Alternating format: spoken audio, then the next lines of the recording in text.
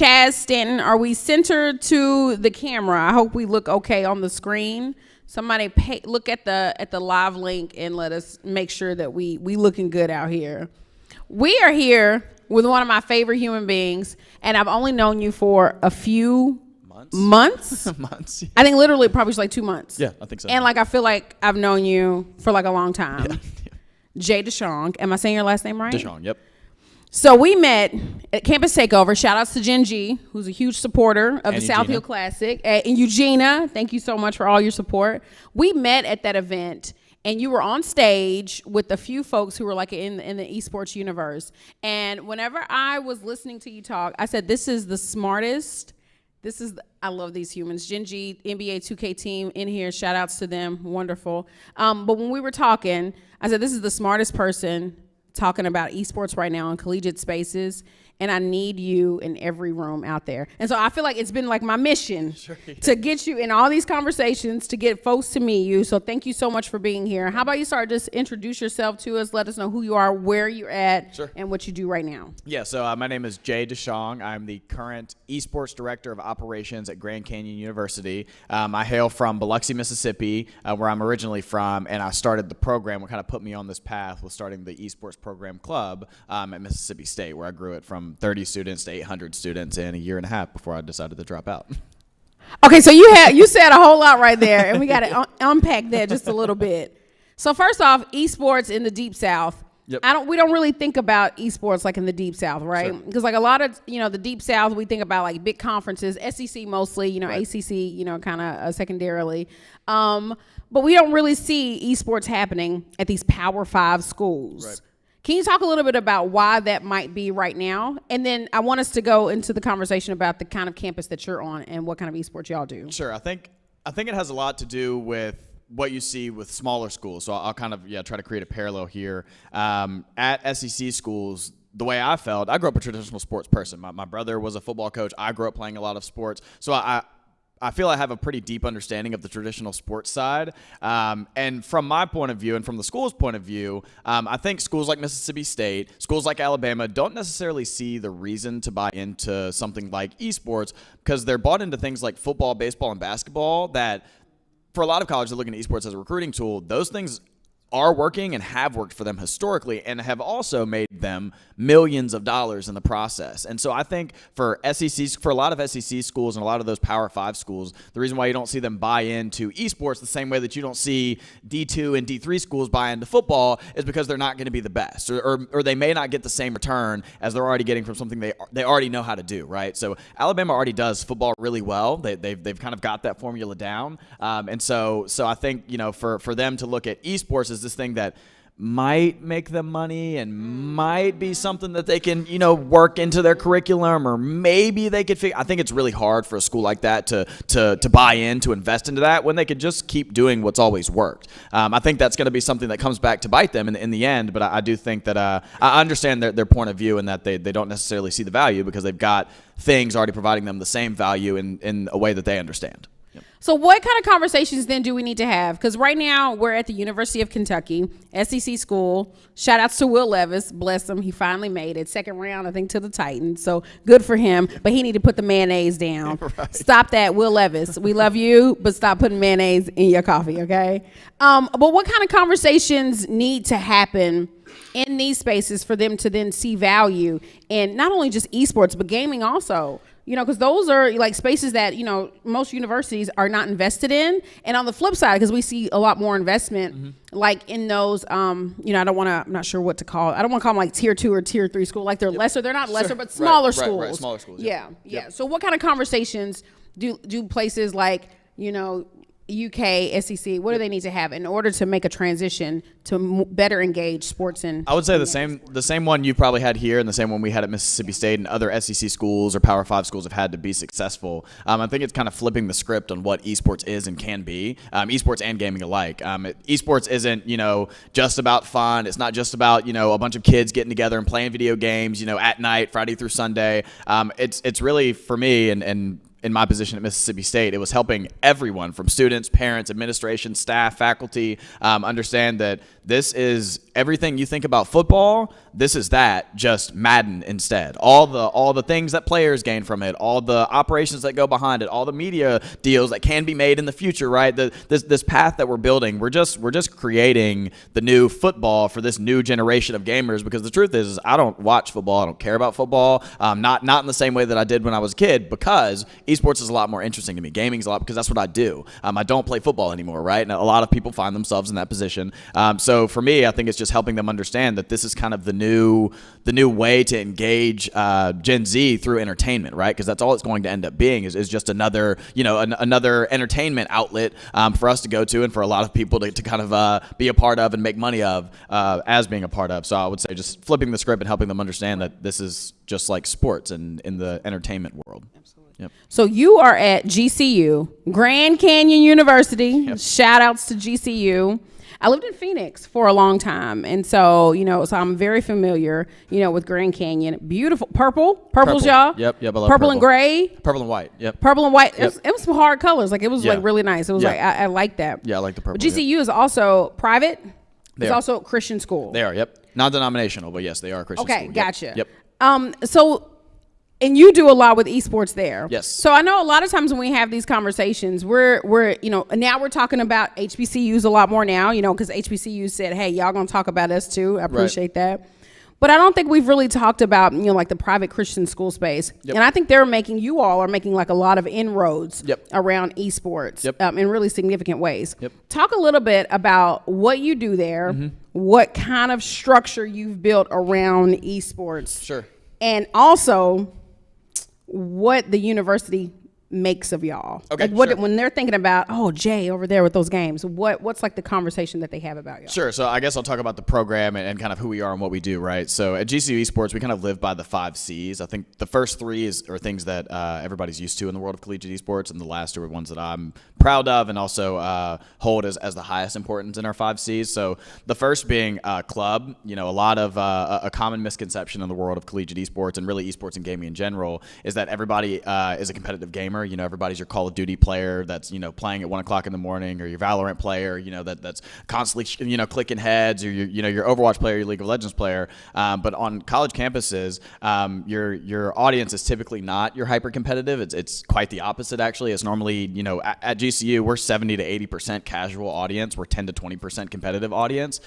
So for us, the one biggest C as part of kind of our esports efforts is club, right? Because that's kind of where the majority of our members sit, is as a casual members. So that's our first C, and creating events and creating experiences for those students to allow them to find a home in our space, which is kind of why esports and gaming exists, why I'm a part of it. Our second C is obviously competition. So those are all the things we do with our 5 scholarship teams, and then past that we have club teams that don't receive the same level of support but still receive support from our club and program. So we have that. Then the last C that we have that, again, I believe everybody's used to is community. So we do a lot of things for our high school. We do a lot of things for our local community. Then we also do outreach for any of the companies that are in our area that we feel we can help and I feel we can help. So we work with the Boys and Girls Club of the Valley. We do a lot we run high school tournaments where we give away $50,000 in scholarships a year. We do a lot. I personally help high schools and middle schools from wherever they are, whether they're getting started or they're building off a foundation or they're trying to level it up. So we do a lot there. And again, those are things I think a lot of programs are used to seeing. But then the next 2 for me, biggest one is being careers. So I'm going to jump into content first because career comes after that. Content, I think. Esports, I'm an esports product. I grew up watching Team Envy and Team Optic, playing in the X Games. I grew up watching, MSI Faker doing the outplay. He's nerding out. I'm a nerd. Yeah.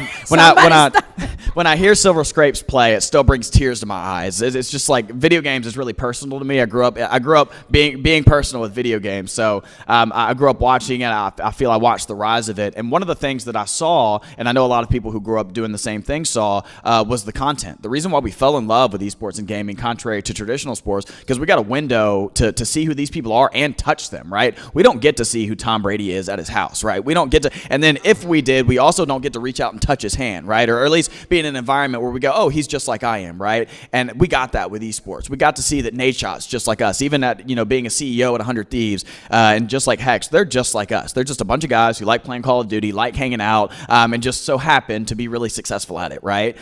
So we create content to do exactly that. I think that's what collegiate esports is missing, is kind of an inroad to show who we are and what we do, right? I think everybody in the country wants to know what college esports players look like, what they feel like, what their days are like, right? Who are running this stream, what their days are like, what their job looks like. I was just showing Sarah, my girlfriend, all the equipment back there. It's worth $100,000. People want to know what that's about, what it's like to be behind that hold chair. On, we gonna get robbed now. Don't tell them what we got back there. And we have a lot of GCU too, so if you went both places, but you won't get through, I promise. But no, there's just a lot behind it, and I think content is a really big missing piece in the world of collegiate esports, because that's what made esports kind of attractive and successful in the first place, was all those big long-form blogs that showed us who people are and what they do. So at the bottom, I think content is something that we're missing. So that's our fourth pillar. We produced a lot of content. I want to say over 30 streams, over 2,000 hours of streams, and over 10 long-form videos posted throughout the year this year. So and that's from nothing. So that was a lot for us, and it's a lot to start up. But the way we do all of that, and this is kind of my fifth and most important C, is for career opportunities. Career is our fifth C. I have over 70 student workers at GCU right now in a lot of different camps, and I'll run through them right now. It's student workers or student leadership, who is kind of our decision makers. We have our events team. We have our facility management team, because we have a 4,000 square foot facility at GCU. Past that, we also have a production team, a social media team, and a content creation team. And all of those students are using all of those different fields to gain real world experience and things that they're already being educated in. So the example that we use a lot of times is our social media manager right now, Mitch Hatate. He's a sports guy, just like me. He's from Seattle, really big on all his home team sports. But like a lot of college kids, he's going to take if he were to take his piece of paper from Grand Canyon, doing social media, and he were to go to the Seattle Mariners and say, hey guys, I really love you and I really want to work for you and I love social media and I love the Mariners and please, please, please, please, please. They're going to tell him the same thing that they tell every other college kid who says that. And they're going to go, hey, that's great, but so does everybody else in here. What experience do you have? Because that's what we need, right? And Mitch, like a lot of other students, if it weren't for something like esports, wouldn't really have that experience to show and might, have to tuck his tail and walk back out and go find some other experience, right? But for us, I've given him the experience for him to go up to the Seattle Mariners in a semester from now and say, hey, not only do I love you guys, not only am I educated in this, but I have a year's worth of experience running a brand account, running brand activations, being responsible for sponsorship deliverables, having the access to all of our accounts, having passwords to all of our accounts, managing access to all of our accounts. So there's a lot of different things that Mitch, for example, is getting experience in that he's going to be able to turn around with his paper in hand and say, hey, not only do I have this piece of paper, but I have the exact experience that you're looking for. So giving our students that career experience so that they're able to move on, and what I say as a second important part of this career part, so that they can move on into operations. Because right now I feel I'm not a safe guy. I think everybody who knows me knows that about the way that I operate. But when I think about my students, I like to think about safest options for them so that they're not packing things up and starting over again, right? So the reason why I say that about the safest option is because I feel, if Mitch goes and works for, let's say he goes and works for Evil Geniuses. They're another North American esports org based in Seattle. Let's say something happens and it doesn't work out, and Mitch ends up not with the Evil Geniuses after a year. He's able to turn around and maybe go work for the Mariners. He's already there. He's already got the experience. He's still able to turn around and go work for those guys in operations. Contrary to what a lot of people kind of see and believe about gaming and esports, we're not looking to create professional players. I'm not. There might be programs out there. I'm not looking to create professional players. I'm here to help you, but I'm not creating them. I'm also not here to create streamers. I'm here to help you if that's what you want to do, but I'm not into the glitz and glamour of esports. I'm here to create safe options for our students that are in line with what they're getting their education in so that they can move on 5 to 10 years from now. They can be happy and safe. Mom and dad can be happy and safe, and nobody's worried about starting over. So that's the way I think about the career, and that's what I think should be at the forefront of a program, is that career experience, because esports affords that opportunity for students. So yeah, those are our 5 C's at GCU. So, okay, you need to write a book and put them in there because other people need this stuff. So I heard you talk a lot about safe options, Yep. safe routes.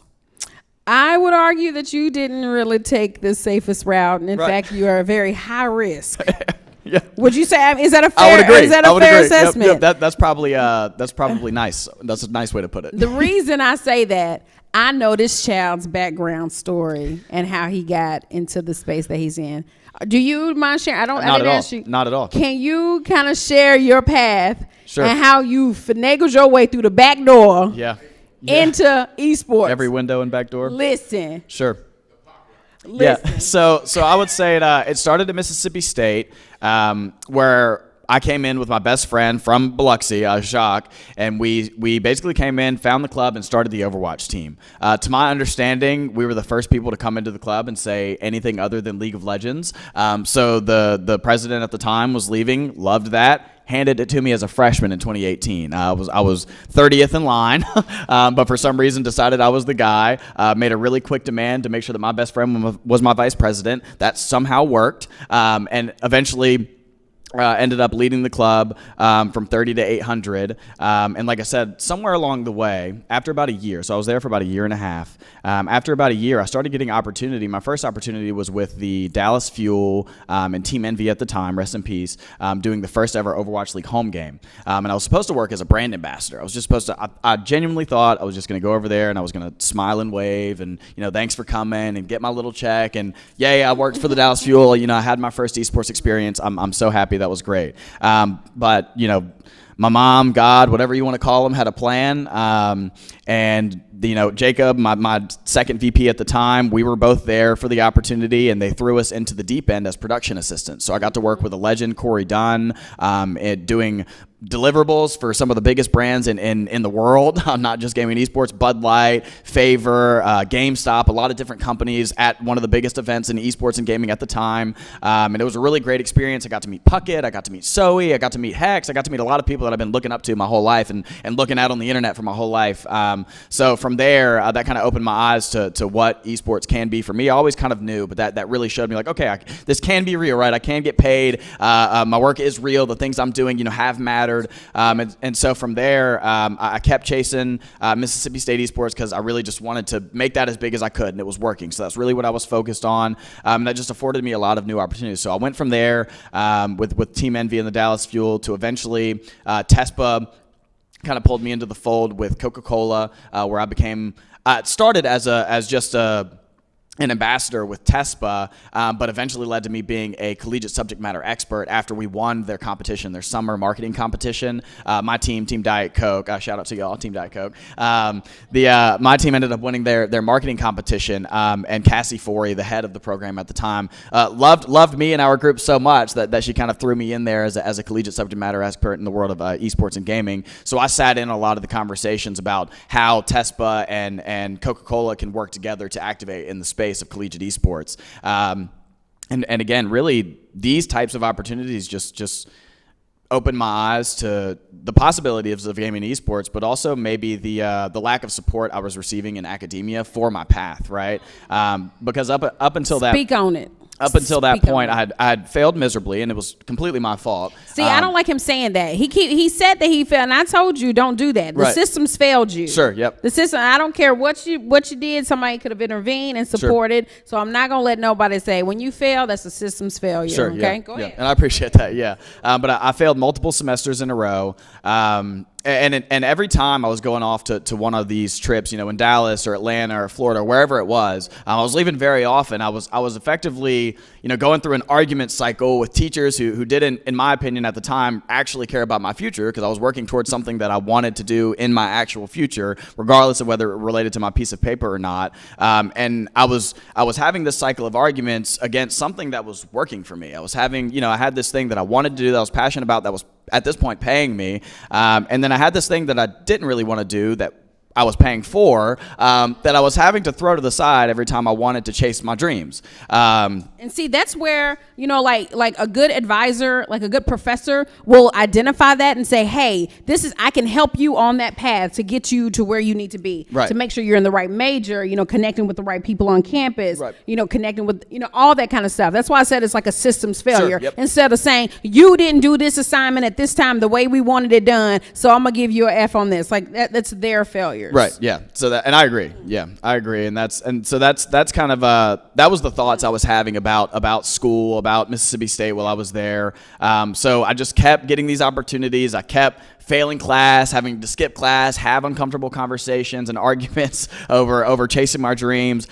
So after I was fortunate enough, my mother passed away when I was 13, and because of that, I'm an orphan of the state. So I was effectively going to school for free, and I was also getting paid to go to school because my grades were decent. But there came a moment after my 2 years at Mississippi State where I was either going to take on student loans to continue. This was the way I was thinking about it at the time, and I still believe this now. I could have taken on student loans to do something that I didn't want to do, to receive an education that wasn't valuable to me in my career or the career that I was trying to get into, the path that I was trying to get into, or I could keep living the way I was living and continue to chase my dreams. So I chose to chase my dreams, and lucky for me, it worked out after a year and a half of sleeping on couches and floors and beds and everywhere else. But that's why I say the safe option. My option was not safe, but I do believe I'm lucky. I know I did the hard work. I know I was committed. I know I made sacrifices. I do believe that I made a lot more than other people are willing to make. But I also know that there are people out there who have sacrificed just as much and haven't made it as far, right? So I know that there's a factor of luck that plays a part in my path. Like I said, whether you chalk that up to mom or my God or God, either, that's the way that I kind of look at it. But I know I was really lucky. But for me, it was just taking a leap of faith into chasing my dreams. Yeah, absolutely. So the person who was supposed to be running the show, Jahan Johnston, she wasn't able to make it. So shout outs to you, Jahan. But she's sending, listen, I have so many questions where she has so many things that she wants to tap in and ask. And I want to make sure to give her that space to do that. One of the things that she wanted to ask about was you being a person of color. I don't think there are that many esports directors that are folks of color. Very few black ones. Javon and I were talking about it and obviously I'm not the de facto know-it-all, but outside of myself, Sergio Brack at Maryland and Chris Turner at Southern Baton Rouge, right? But that's an HBCU. Right. And outside of us three, I'm not sure if there are any in the space outside of us. And Chris, Sarah and I were talking about it in the car. Chris might be the first ever black director in the United States. I think so. He might be. Because he was a director before me. Sergio was a director before me. And I believe Chris was a director before Sergio. And I don't know if anybody predates Chris as a black director. So how have y'all experiences been? I'm guessing there's not like a black people meeting in esports yet. Disconnected. This might be it though. This might be the black people meeting in esports. Right. This might be it. We started, right? But so how has that been in gaming and esports, very white, very male dominated, how has that, as your own personal experience, but also because I also know you do a lot of structure building. You're intentional about being inclusive and accessible and really making sure women and non-binary folks are in the space, making sure it's a safe space, like for queer folks, especially on like a Christian campus and stuff too. So talk like a little bit about that, about the work that you've done, to create these safe, accessible. Yeah, so it's definitely not easy on any campus. And I think, whether it's a Christian school or whether it's a predominantly white institute or even an HBCU, I think you're going to face challenges at any school. Good, bad, or ugly. Again, you're just going to face challenges. We face them. I face them at Mississippi State. I face them at GCU. I'll face them anywhere I go. I know and believe. But what I've kind of learned to do, I came up with a formula this year at GCU, and actually as we worked with our multicultural center on campus, because I'm a smart guy, but I think what makes me as smart as I am at times and as humble as I am at times is I don't think those belong in the same humble and Jay Deshawn. I don't think so. But no, something. And now I've lost my train of thought, so I'm not smart or humble. No, you're okay. What were we talking about? Create inclusive spaces. Sure, how you're intentional about doing that. Yeah, so a challenge that we faced was getting women into our space. So Tiana Reese is one of our students. We worked with the multicultural office to create a space for women on our campus. But Tiana came to me after being the only female to try out for our Valorant team. We had 120 something participants sign up to play Valorant for GCU, and Tiana was the only woman who signed up for the team. And so she thank God, came forward and let us know, her experience, how much it sucked, how uncomfortable it was, the ways that she wished it could be better. She came with solutions too. And so we talked, and we talked around a lot of different ideas, which was really creating a whole division for women on campus. We were going to stand up 10 different teams, and we were going to do it. But we realized that we didn't quite know what we were doing yet. We hadn't done it yet. Nobody had done this yet, right? So we kind of needed to back up a little bit and come up with a better plan. So we went to our multicultural office and kind of consulted them. And the first step that they advised us with and that we did, and it worked, was creating a safe space for women on campus. And I believe this will apply, but I'm going to speak to women for now. But again, I think it'll apply across the board. Is first you have to create a safe space. So we did that at GCU. That's right. Yeah, we created. That's right. Y'all say that again. We created a safe space, and I think that's the first thing you have to do is create a safe space. Not bring the bodies in.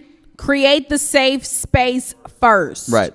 Proceed. So we created the safe space first for women. We were advised on that. In my Spartan humbleness, I was saying that sometimes I'm smart enough to know what I know, but most of the times I'm smart enough to know what I don't know. So I went to the multicultural office saying, hey guys, I want to do this. I want to get women involved. I don't know how to do this. I've never done this before. Can you guys help me? So again, they told us create the safe space, and this is something that we learned through the year, and it worked. While we were creating the safe space, we're educating everyone on why the safe space is necessary, right? So for a lot of gamers, they don't understand. I grew up with 3 sisters, so it's a personal problem to me. I know women who game, right? So it's something that I just inherently understand. There are people out there, not for malicious reasons, that genuinely just don't understand. There are people who are malicious, but there are people out there genuinely who just don't understand. So while you're creating that safe space, you have to educate people as to why you need to create this safe space. So while we're creating the safe space at GCU, we did Women in Gaming Wednesdays. So every other Wednesday, we shut down the facility from 5 o'clock to midnight for women to come in, play games for free. And then we also had mentors come in from the esports and gaming space. We had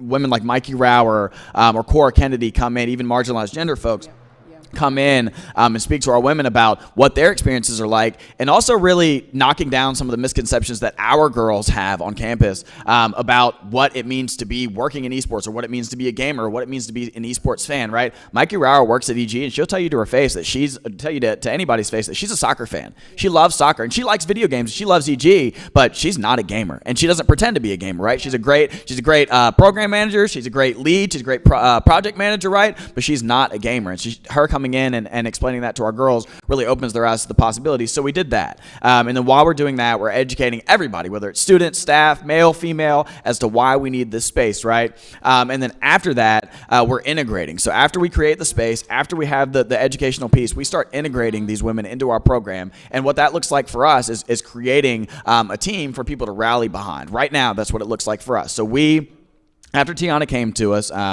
we created the Women in Gaming Wednesdays as a way, because the first idea was to create a team. We realized we didn't have a pool of women to pick from to create a team. So we had to create that pool and also that space for those women to feel safe and also feel supported if we were going to have this team.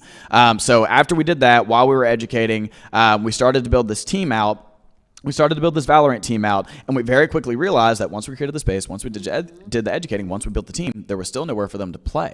There was still nowhere for the team to play. So we also ended up creating the league for the women, not only our women, but all the other women, the 8 other teams who played in our tournament in the Purple Rain series. Created the tournament for them to play in, and when we created that tournament, we allow for us to be able to go into our facility, put our team on display, turn the TV on for everybody to come in and watch, and allow those women to feel supported, and our greater community to integrate, to allow for an integration between our women's group and our greater esports group. So that's the way we did it this year. And then next year, what we're doing is we're lightening up the Women in Gaming Wednesdays. We're going to go to those once a month, and then we're also going to do something like a ladies' night in the facility where women can come in and play completely for free, but they're going to be intermingling with our greater esports community. Because again, what we don't want to do is we don't want to create, like we talked about yesterday with a lot of our talks, we don't want to create this is your space, you go over there, right? We don't want to, hey guys, this is where the women play, right? This is where the black guys play, this is where everybody else plays. We want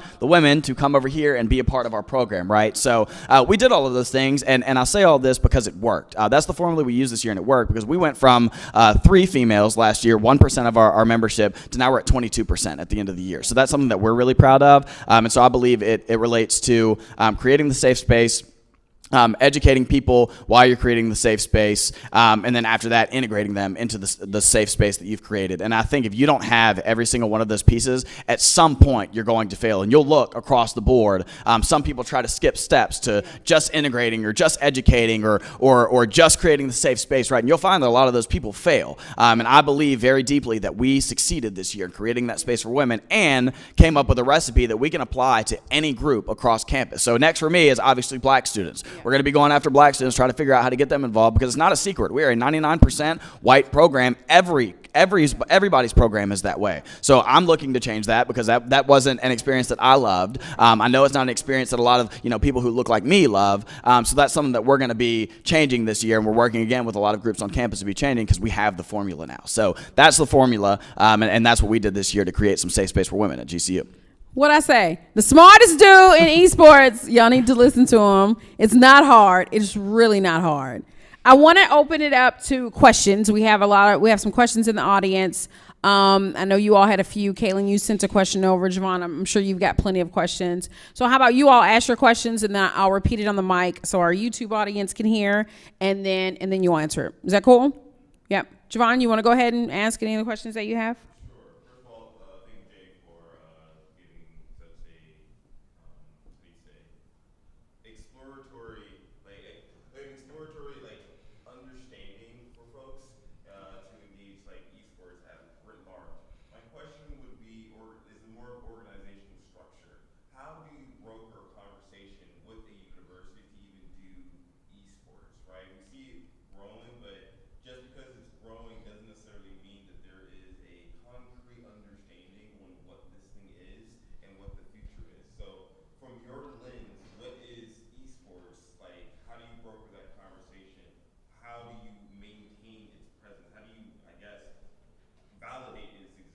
Sure. So the question being, how do you broker a conversation on a college campus between student groups and administration, and then what does that conversation kind of look like? So for me, really at all of the places I've been to begin, it's about finding a champion. That's kind of what I've found. So I mentioned that I was an orphan of the state by classification at Mississippi. That put me in a focus group at Mississippi State, where I was with a woman named Dr. Regina Hyatt. She was the head of the group. She was also the vice president of student affairs. The truth is that I wasn't in the same need pool as a lot of the students I was around. And so I kind of threw my hand up at our first focus group meeting. I was like, hey, I don't really need the same resources as everybody, but I do want to be here and help, right? I do want to be a part of this group. I want to help how I need to, but I don't want to take away from the resource pool, right? So I'm here to help. That was unrelated to esports. I just did that out there, but met Dr. Regina Hyatt as a result of it, right? She remembered me when I was looking for people to kind of support this esports thing that I was starting or got handed to, right? She was one of the people that I went to. Hey, this is what I went to her with a plan. Obviously, I was a lot more crazy and rabid back then than I am now, but hey, this is what we want to do. This is where I'm trying to go. This is what we're trying to build, right? Can you help us? And she was effectively, and everybody at Mississippi State knows this and would be willing to talk about this, I believe. She was the woman who would send the email saying, hey, do this, CCing me, and nobody asked any questions, right? It was, hey, do this, and or else, it was kind of make sure that this happens for this child, or you're gonna hear from me about it, right? So finding a champion on campus, I believe, is the number one, because I know for a fact we wouldn't have gotten anywhere, not even a piece of where we did, if it weren't for Dr. Regina Hyatt, and then all the other champions we got on Mississippi State's campus. So we got, because of Dr. Regina Hyatt, and also because of the work I and we did, we also picked up other champions in other really important groups. So we had Dr. Regina Hyatt in student affairs, but we also ended up picking up the assistant athletic director from the athletics department as one of our big champions to host one of our biggest events in the Esports Egg Bowl in their facility effectively for free, right? So finding these champions on campus to basically get you indoors that you otherwise wouldn't have been in has really been the most effective way for me on all campuses. It's Dr. Regina Hyatt and Leah Beasley at Mississippi State, right? But it's Dr. Kishana Gray at the University of Kentucky, right? And John Kalua at Grand Canyon University, and lots of other people at lots of different universities that aren't on Twitter as much, right? Or aren't as visible as everyone else, right? So maybe I would say it's always about starting a conversation with somebody who can champion your efforts and kind of create that path with you, or send some of the emails that say, hey, make sure this happens for this group of students, right? So for me, it was always about finding a champion who can help us get where we're trying to go. That's always what it was for me. Absolutely. Thank you for asking that question, Javon. And we have a question from Twitter, so I want to ask that, and then we'll come back to the physical space and ask that question, ask your all's questions. So a lot of our esports programs are kind of housed and operated within like student services.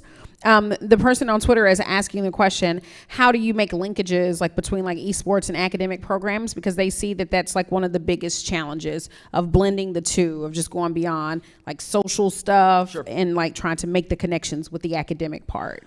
I would say it's a lot about bridge building, and it's a lot about, as weird as this might sound, being flexible in your actions. I would say that a lot of the reasons why I found the amount of success I have at GCU and obviously at MSU before is because of my almost open-mindedness to other people's ideas and the ways that they want to kind of use gaming and esports as a mechanism for whatever they're trying to accomplish, right? So for STEM, they don't really care about Valorant, right? They don't really care about FPSs and hyper-competitive esports, but what they do care about is maybe creating a game and maybe using our esports folks, our gamers, as subject matter experts, because they are, right? Using them as QA testers, or even in some cases using, maybe some of our social media copywriters as writers for video games, right? All the different opportunities that exist within STEM.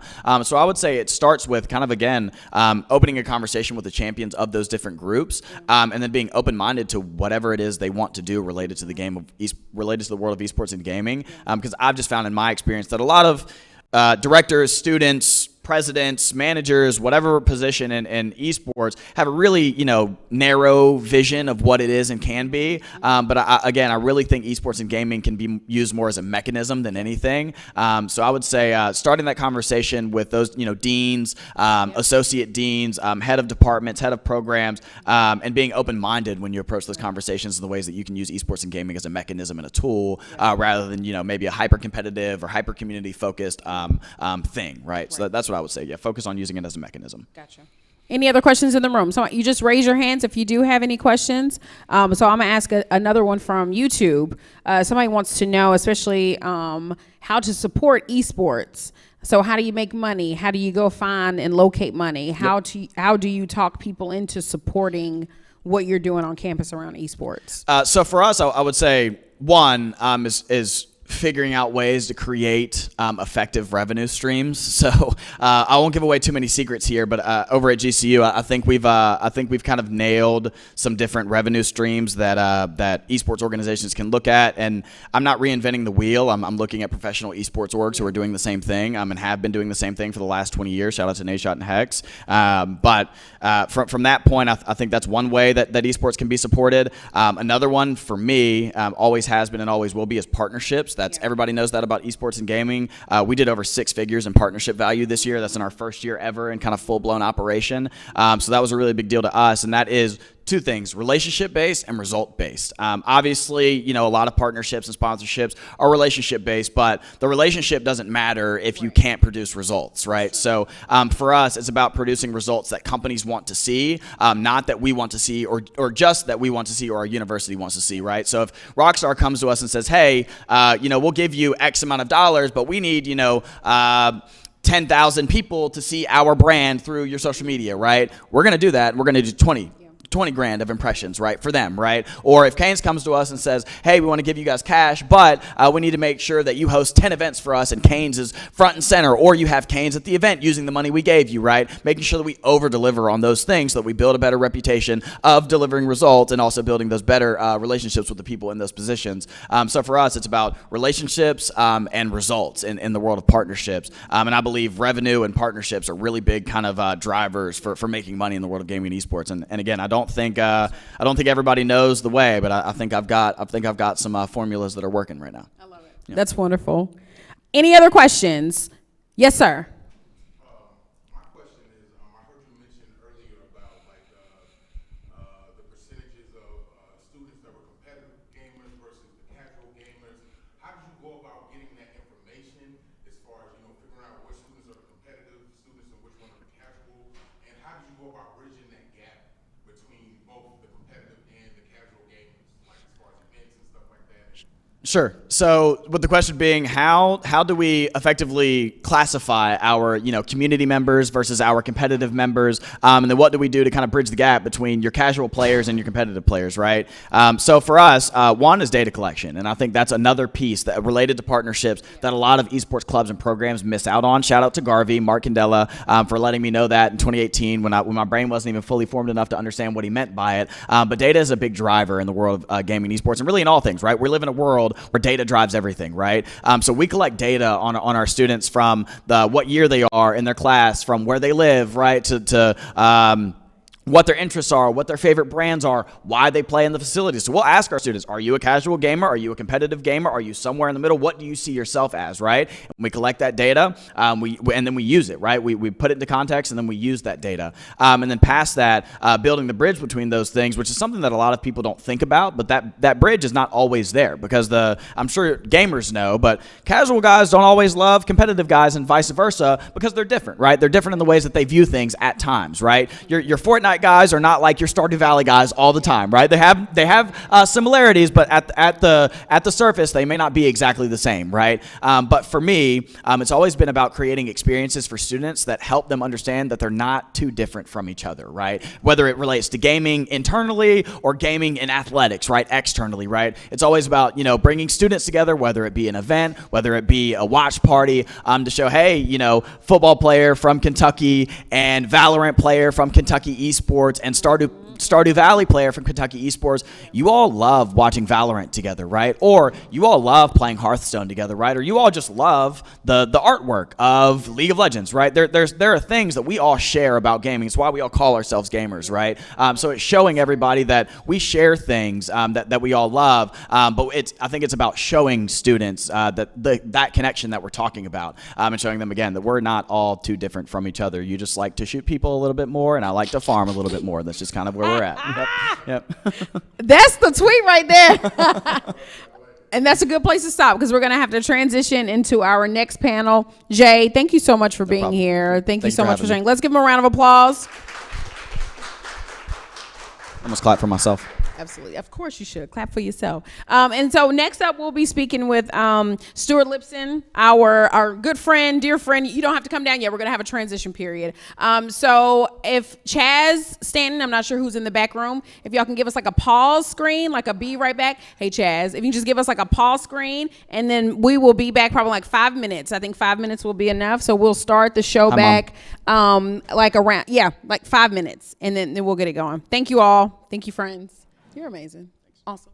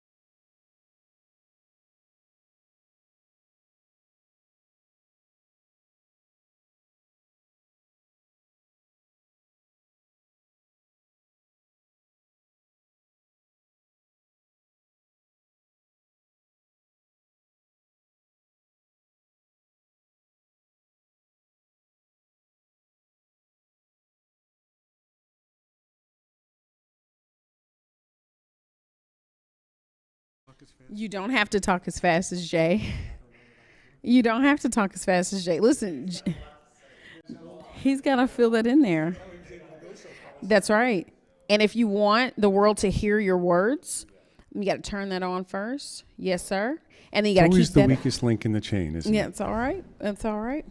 And so make sure anytime you talk, you put that up to your mouth because Right that's there. the only time that the Oh, I can hear stream it. will hear. If Yes, I sir. can hear it, they'll hear it. Yes, sir. Yes, sir. We are live. Hopefully we are live and we are going. We're set up. Somebody make sure that we're looking good on that. Thank you so much, Eric. We're back.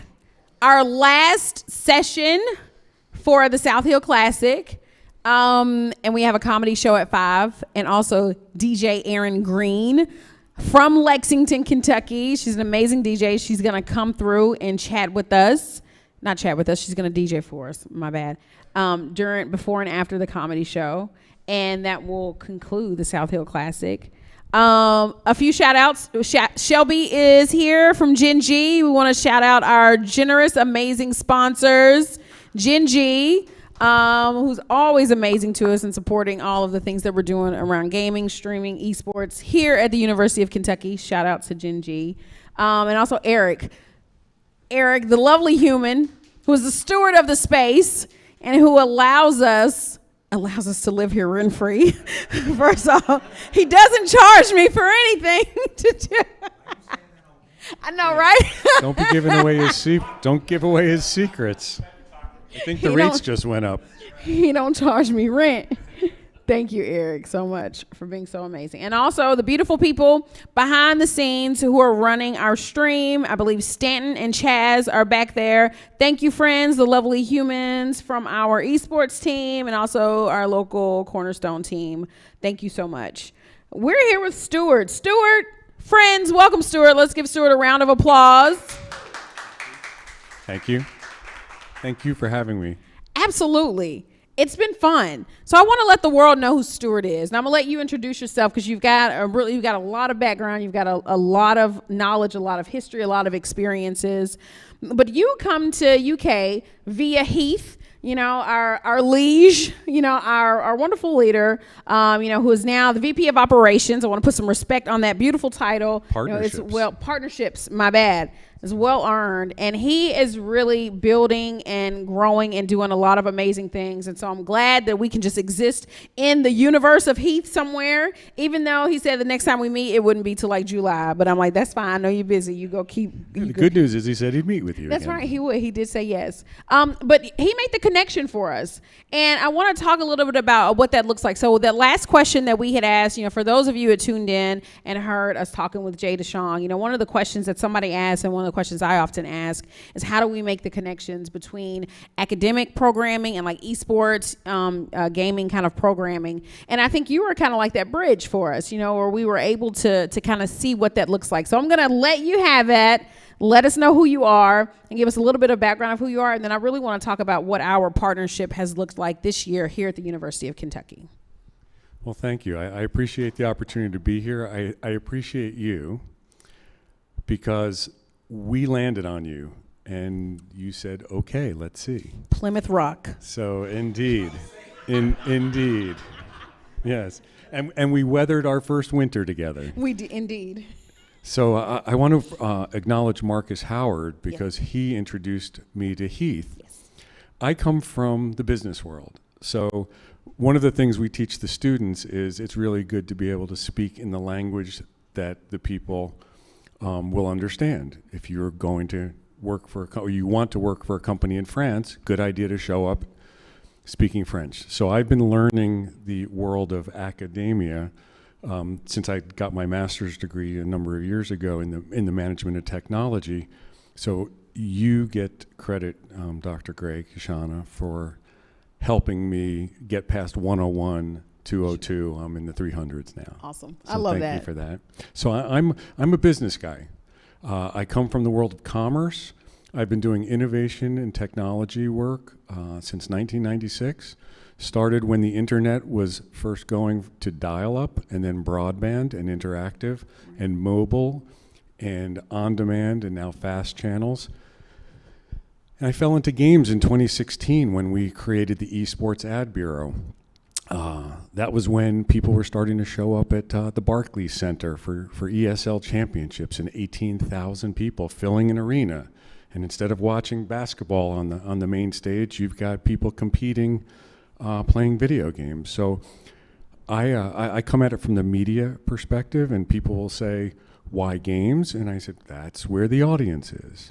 Marketers are terrified that they cannot and will not reach this younger audience.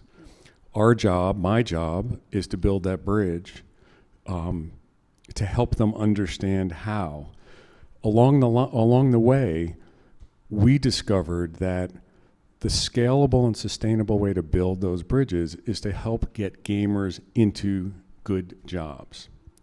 And so one of our missions here is to help students find their way into companies and industries where they want to work, and then once they're inside, they can educate the people across, because in order to do good brand activations, it's still easier than just buying pre-roll on YouTube and saying, okay, check, I've reached the audience.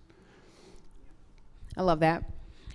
We developed our relationship. Heath introduced us. Eric was a part of those conversations, and I think you came at a perfect time. So here at the University of Kentucky, we have this initiative, the Tech Initiative. It's part of our latest QEP of where we are going to, it's like more transdisciplinary kind of work, bringing multiple disciplines, multiple folks together to solve Kentucky's problems. I think that's actually like the line in there. Beautiful. No shade. Provost, please. I love it very much, Provost. I want to make sure the Provost knows that I love it very much. But I actually, when they give us like these big ideas, I am an actionable person. I always try to think, how can I turn this into some kind of action item that we can translate it for the students and we can do something in the class. And also coupled with that, a lot of our students, and this is not a Kentucky problem, this is not a Georgia Tech problem or a GCU problem, this is a university problem, right?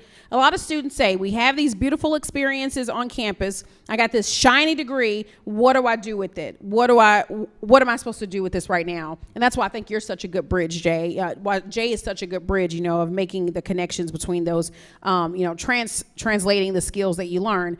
And I was able to have my own kind of Jay, not Jay DeShong. Nobody can ever be Jay, but it was like, Stuart, you are like that person coming from the marketing world, the business world, and you helped me see, all these things that students are doing around gaming and esports. You said, well, that's all translatable to some kind of work skills, because that's a big part. And I wanted to serve the students in a way, with me, I'm up in the ivory tower talking big ideas. And at the end of the day, a lot of us really, we could care less what happens after that.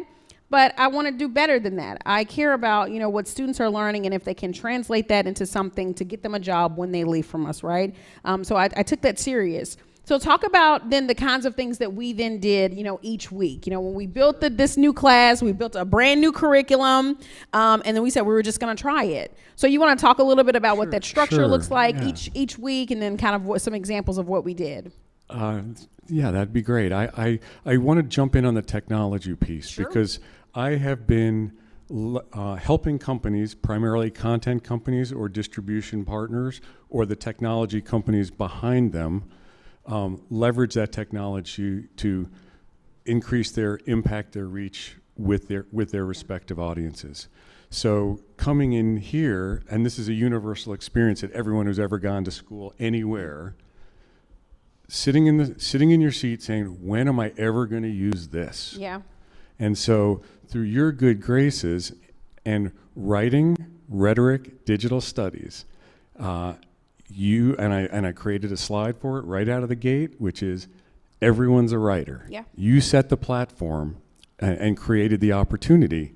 And so from the very first day, I said, you're going to be able to use what we cover today. You're going to be able to use it every day. And so that was our relentless focus. Mm-hmm. And what we've done is we started at the beginning, which is when you graduate, you're going to be looking for entry-level jobs that are going to say experience needed, and you're not going to have it. Right. And how could you? Because you're over your head already just getting your schoolwork done and work and everything else you have to do. So our model is to bake into your college experience, getting that work experience that you need, and even more importantly, bake it into your classes, because this way you're more engaged in your classwork, you're producing better work, and you have portfolio and showcase pieces and talking points along the way. And so where we started was find 3 jobs that you might want to have when you graduate, and then let's just look at the experience that are required. And now let's work back and say the benefit of these students in this particular class is a lot of them are freshmen. Yeah. And the great part about that is we now have 3 more years with them. And what I feel really great about is it was a class that had 3 sessions, and you were incredibly gracious and generous in letting me slide into the Wednesday. Don't say that to the professors in the room. Listen, Andre, I got to tell you what the structure looked like. Okay, so Monday, Wednesday, Friday. Listen, I gave up. So no. You're going to be like, ain't no way that he would ever do this. Listen. Okay, so on Monday, I did traditional lectures, right? I taught the class on Monday. Wednesday, I gave you for the workshops. Yep. So I will give like a little bit of an example. You know, I taught TikTok. I talked about the structure of TikTok, maybe how something goes viral, the academic part of it. Then on the Wednesday, you actually had like the workshop of how can you translate like a TikTok to benefit you, how can you put content out there, so he did like the actionable part. And then like then we have Friday, Marcus was like running like our Friday activities, of like leveraging like some other skills and, making sure, we had like a lot of games and we had a lot of speakers because y'all brought some beautiful folks in. Marcus gets all the credit for that. Boy, he brought some really powerful people. He really did, like big name folks in, to share with like the students, just to give students like that piece of advice. So now I'm scared to say this too. I want to make sure that my chair knows I worked. I promise I worked very hard this semester. Oh, I actually think you had to work harder because you needed to create the experience. You created the experience with the students that allowed me to slide in, and by starting on Monday, you set the table for the week. So that I might have had a plan for what I was going to do on Wednesday, but I adapted it and tried to knit it into and reinforce and support what you were teaching. It worked out great. Well, and here's the beauty, here's the great thing about this.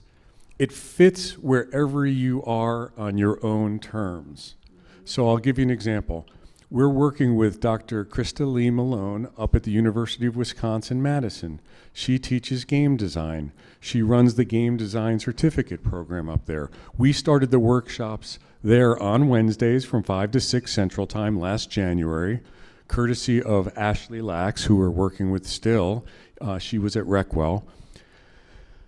And what we found when they were looking for the jobs that they were interested in doing game design, they realized they needed experience. So we gave them Playing for Real, which is the name of our program.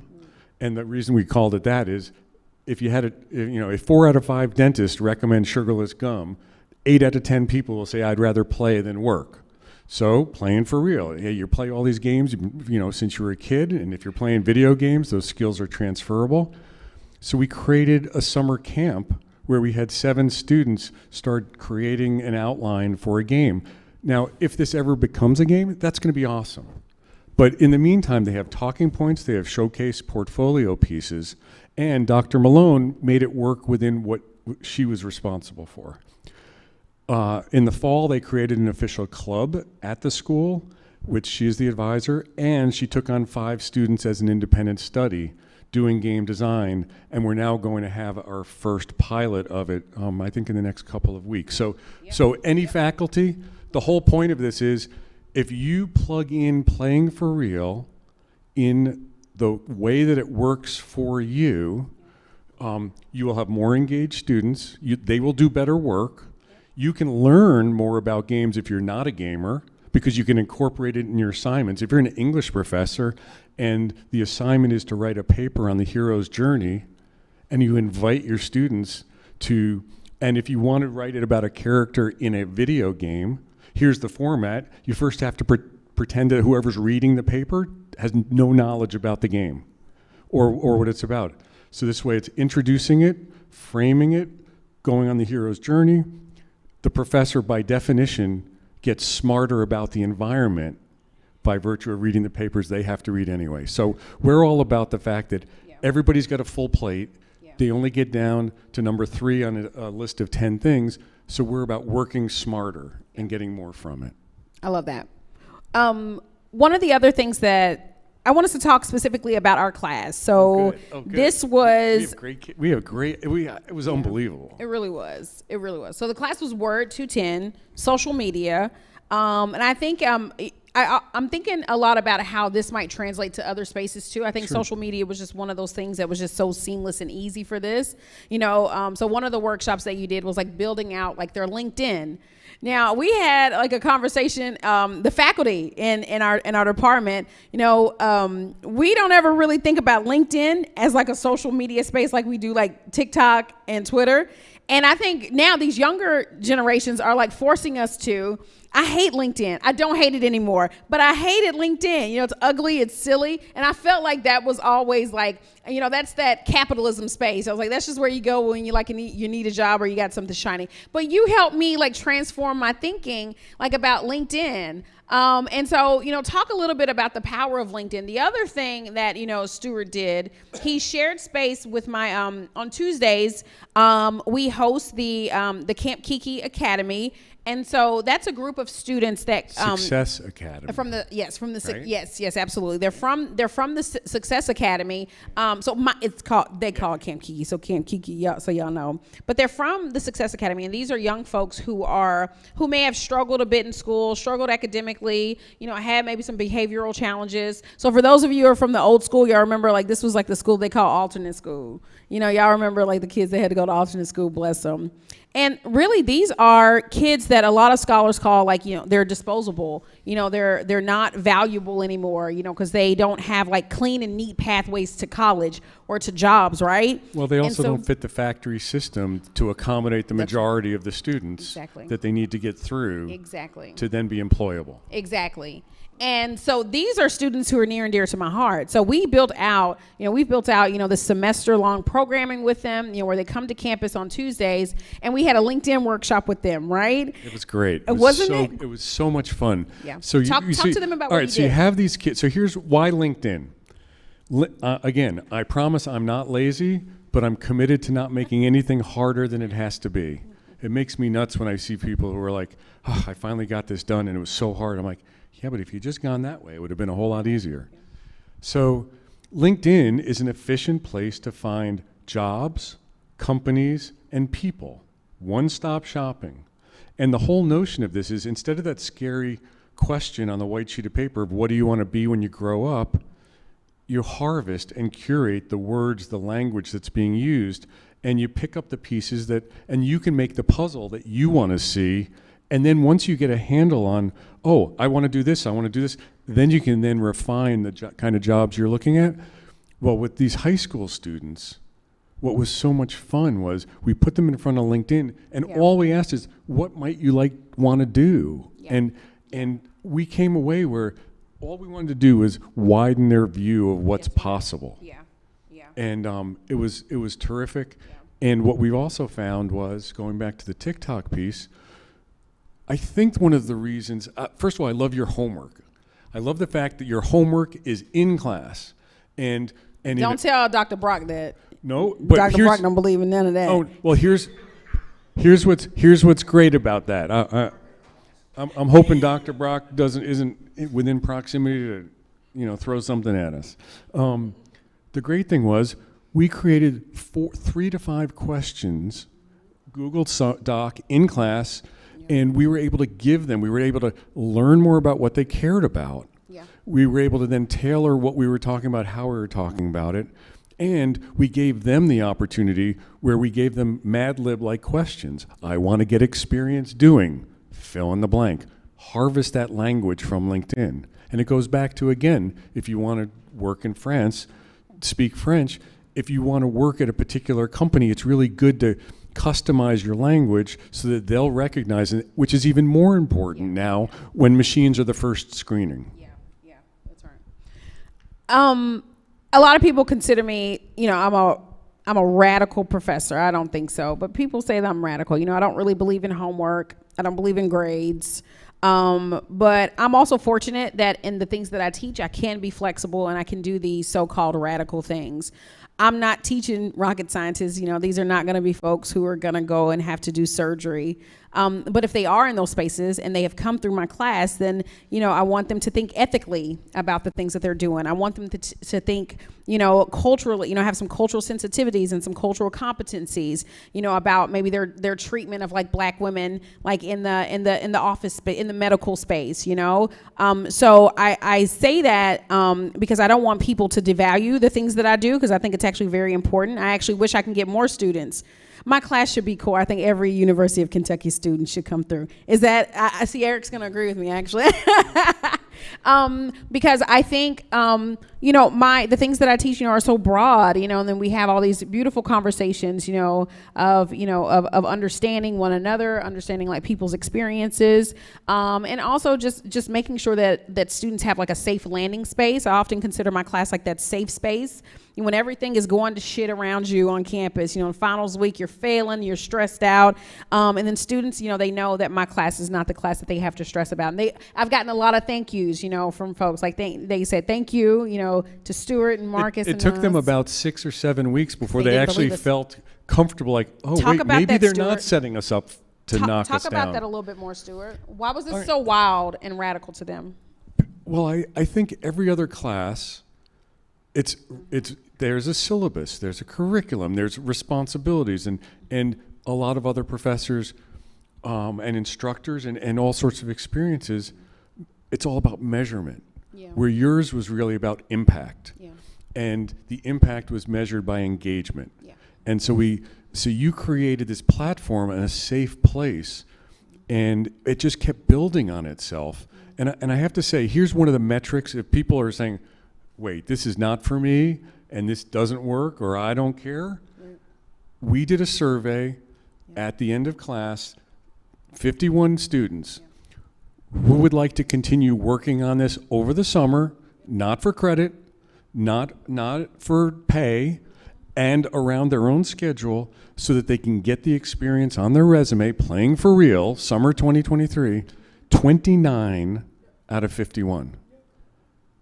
That's a phenomenal number. That's right. That to me is encouraging to say, this is the right thing. And what I'm really excited about is we've been able to, through your good graces, extend our impact. You introduced us to Dr. Ty, who embraced us fully, where we got to present to his class multiple times, and everybody knows you don't get a second invitation. It was freelance. You're only as good as your last job, and if you're signing that time card and you don't have any more work, you may be retired. So Dr. Ty's been really gracious, and we're looking at opportunities in media arts and studies. So this is applicable. It may not be as applicable to engineering.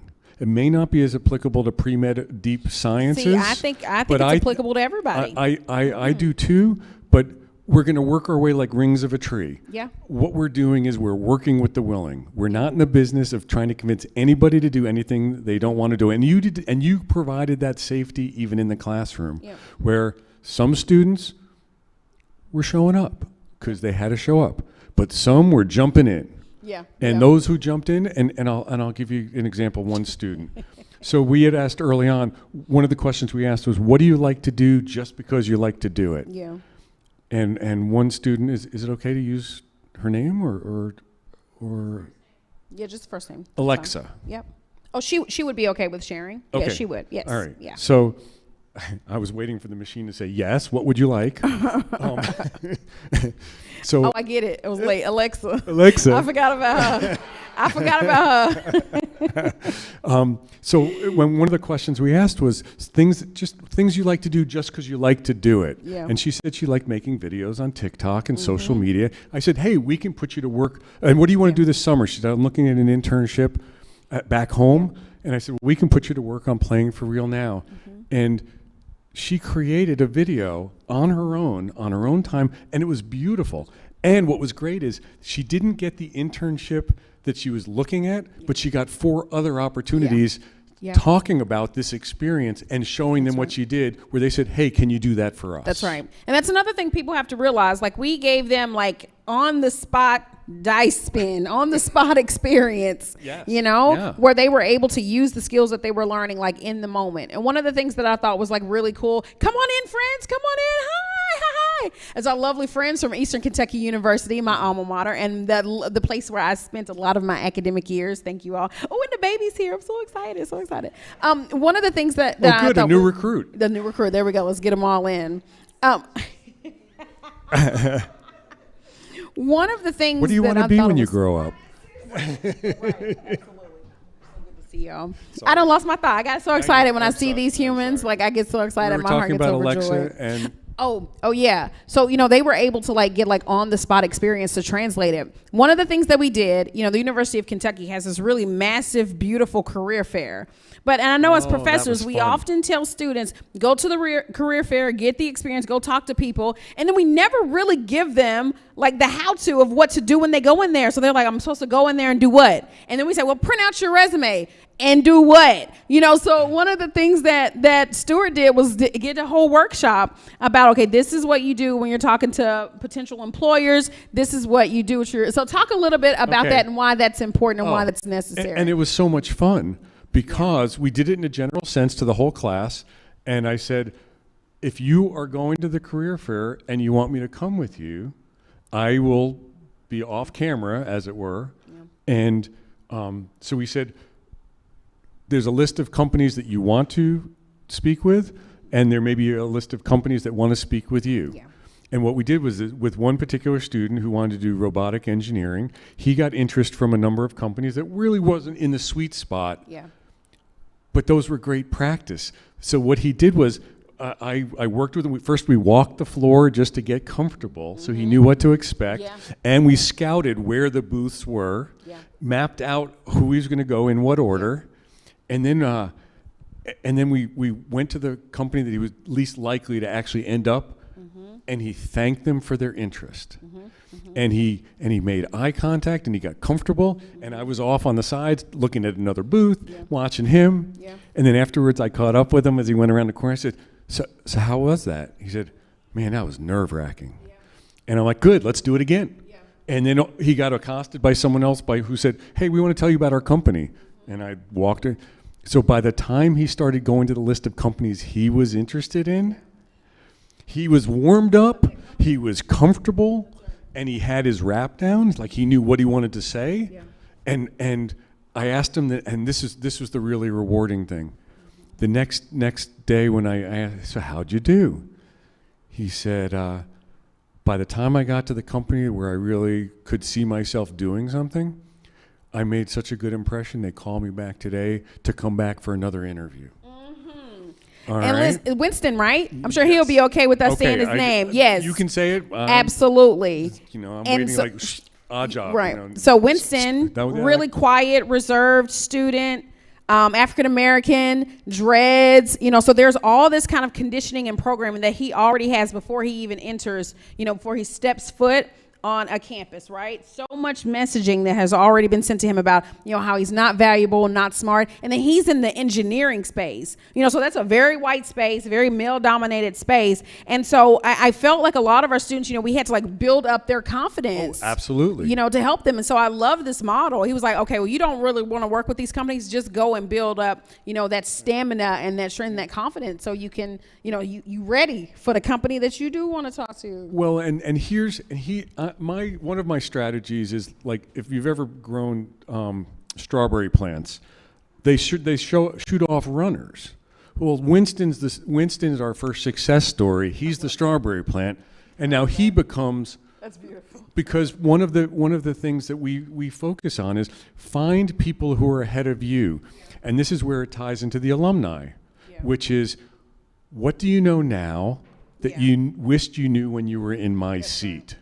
And that's why the pieces and parts of our puzzle can be configured to almost any class, any circumstance, any situation. And so now Winston is ahead of others, much like every student who was in your class is ahead of everyone else. That's right. And the great thing that I'm most excited about is we can track with them over the next 3 years. These are And freshmen. every one It's of mostly them. freshmen. These are freshmen. We're getting, because sometimes these conversations, we wait till your senior year and we make you do all these things, and that's so much pressure because you're trying to graduate, you're trying to finish that class that you done put off all them years. And then we want to make sure that we start that messaging and start building up the infrastructure and be intentional about it their freshman year. So that's why I really love, and I don't think we said probably the most important thing here. We didn't do this in just like a small seminar space. This was a large lecture. And it was hybrid.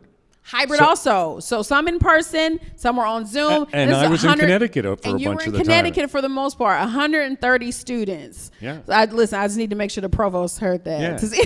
Oh no, this is going to be significant because it's like dominoes. This is Yeah. the first domino that created the second domino. And if in fact I end up here full time for the fall semester teaching this other class, then I can be the strawberry plant that's shooting off runners. Absolutely. So Absolutely. it's all about scalable and it's about sustainable. Yeah. And the fact is, if I'm Samantha, and if anybody remembers or knows what that means, but if I'm Samantha and I twitch my nose, these students are introduced to playing for real when they first come in as freshmen. And I'm actually talking with some of the administration and in other colleges beyond Word where they're K week, right? Yeah, yeah. Where, all right, how do we plug them in right then? Yeah. Because That's right. there's the metrics of acquisition and retention, and how do you help students get further, faster, smarter? I do want to just say there's a student that I'm working with now at the University of Wisconsin who's graduating next week. And she wants to do storyboarding, character development, animation, and pixel art, and doesn't have all the things that she needs for the jobs that she wants to go after. And so we're now having her do the LinkedIn workshop Okay, good. and use it on that so that we'll actually have that kind of material.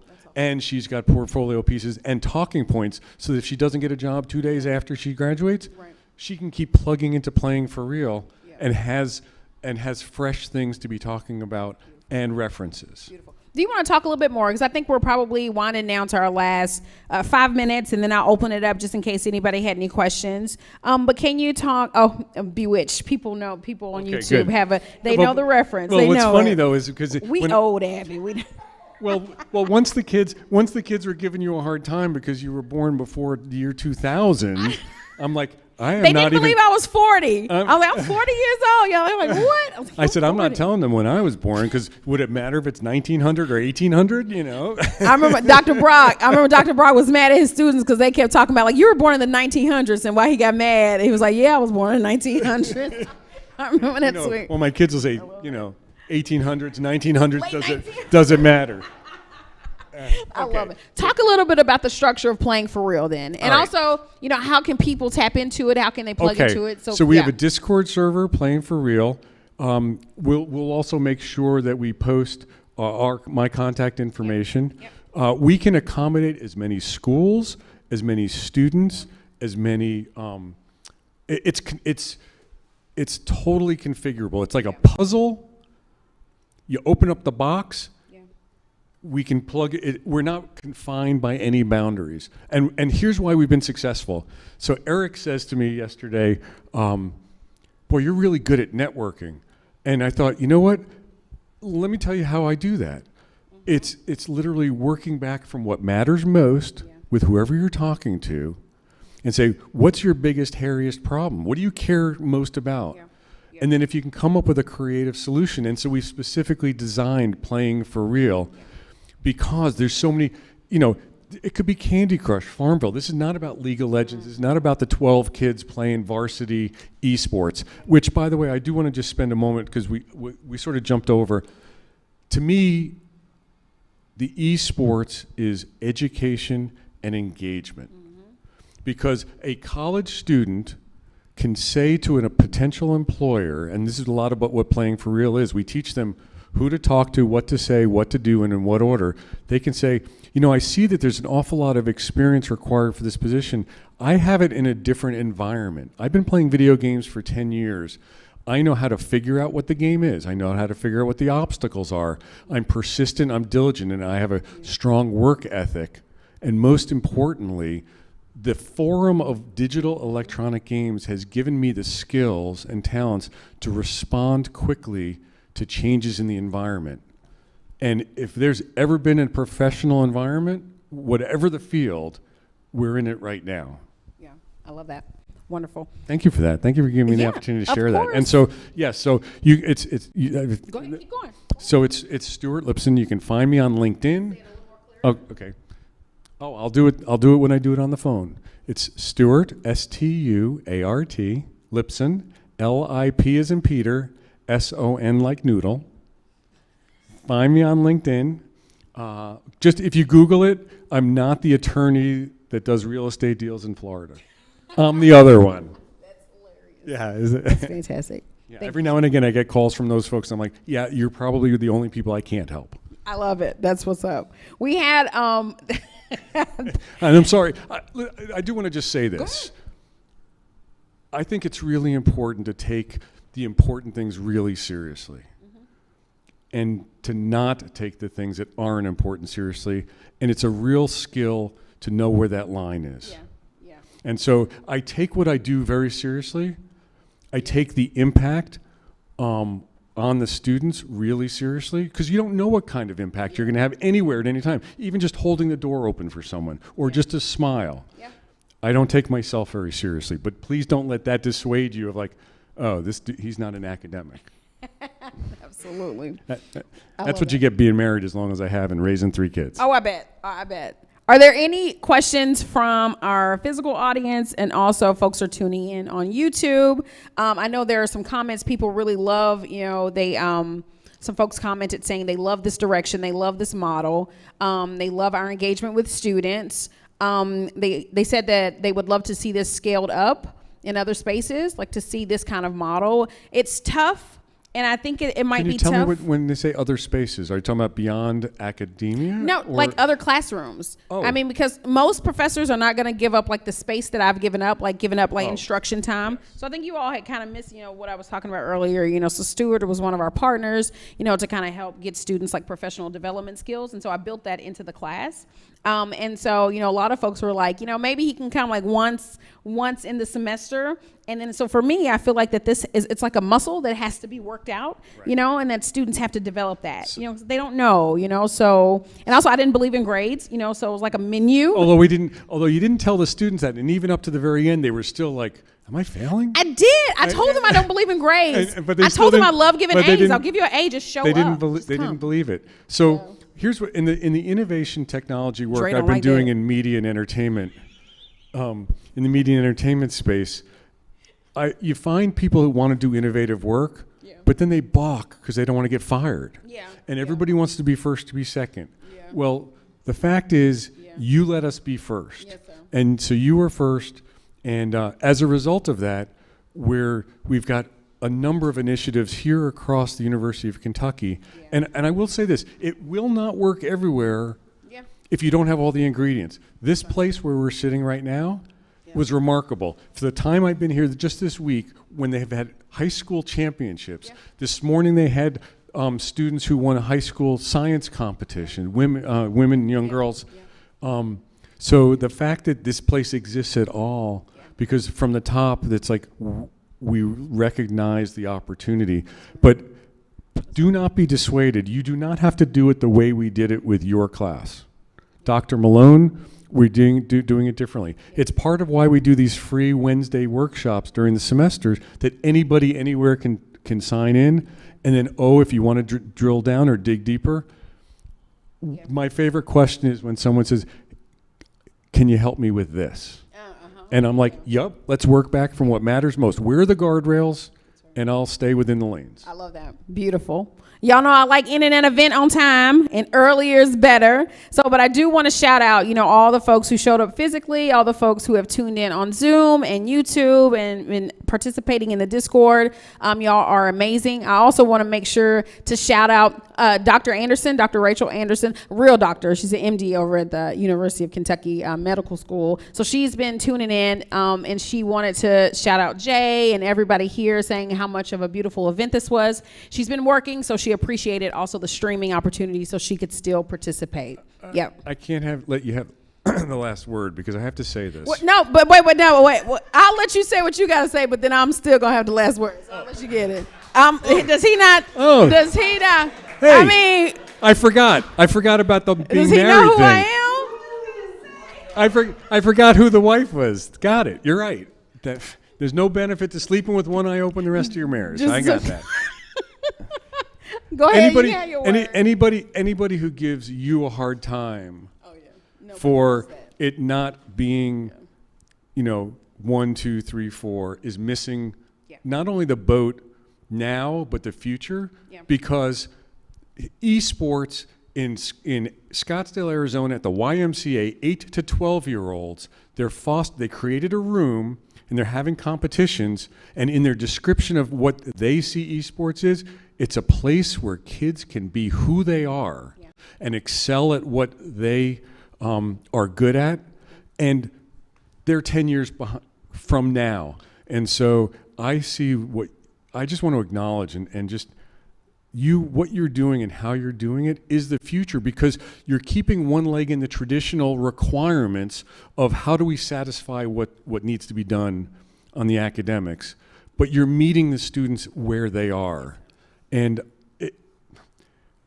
I don't know that I'm going to find them. I don't know that I'm going to get 29 out of 51 saying, I want to keep doing this. Right.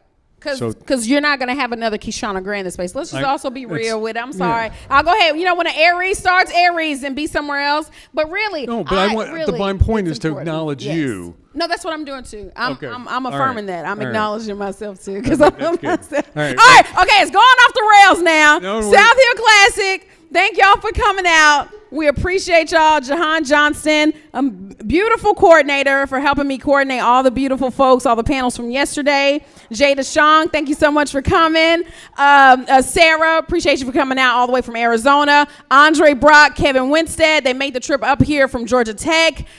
Javon Gore, PhD student, Johns Hopkins University, my student, doing amazing research on race and gaming. Thank you so much for making the drive over. Katie Coles, Outstanding Teacher of the Year Award, University of Kentucky, also PhD student here, English. Thank you so much for coming out. Shelby Jen G, thank you for coming out. Kaylin Denson, Project Manager, Mellon Grant, shout out to y'all. Mary Rice, our childhood friend, high school, undergrad friend, listen, too much smoking. Right. I know, right? Where we were like 18, too much smoking. Also, folks, beautiful friends from Eastern Kentucky University who came out. Dr. Poffenberger. Thank you so much. I love y'all so much. Thank you so much. I know we're going to shut it down. I appreciate y'all. Just pause the show. Don't end the show, Chaz and Stanton, because we have another event. We'll probably use the same link. Okay, thank you all so much. Thank you, Stuart. Thank you.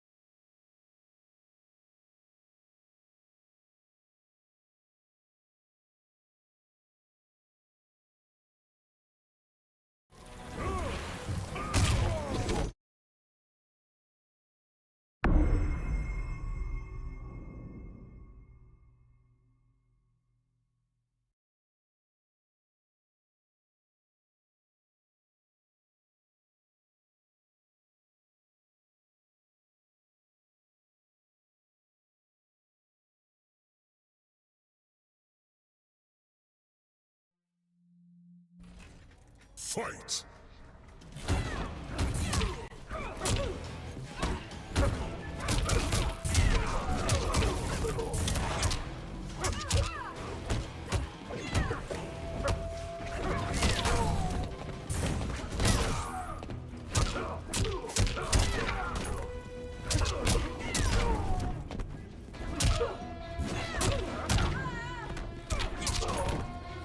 Swing and a miss.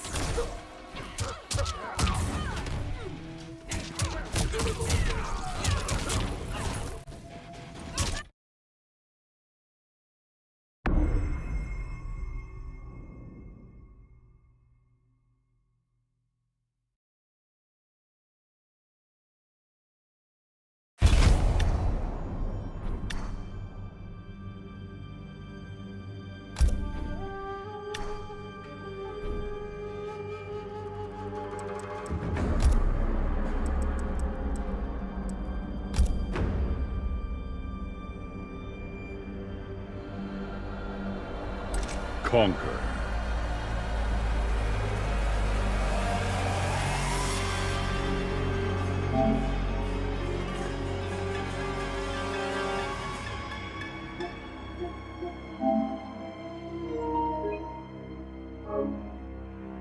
Fight.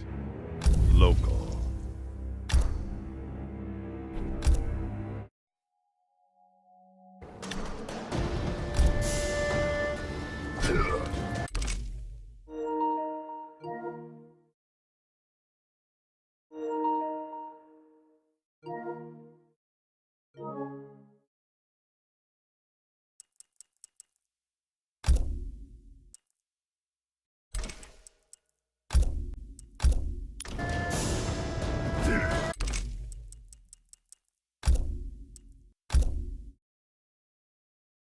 Conquer. Fight. Fight. Local.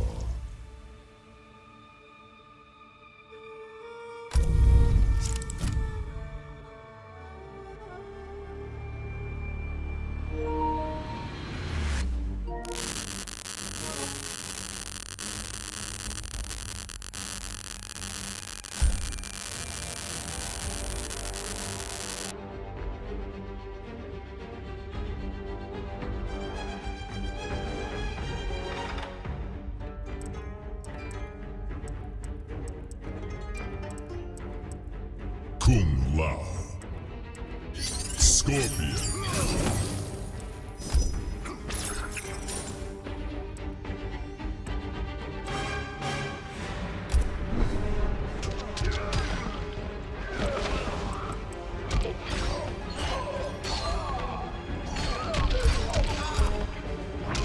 Goro's Lair.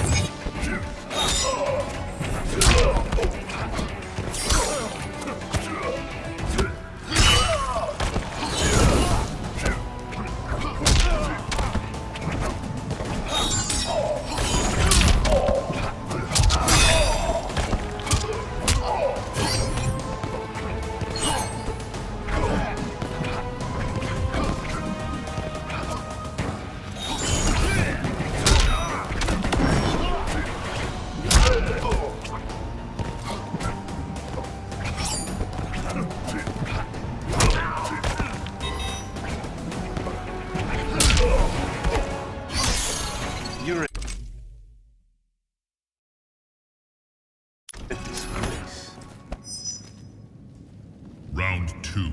Fight!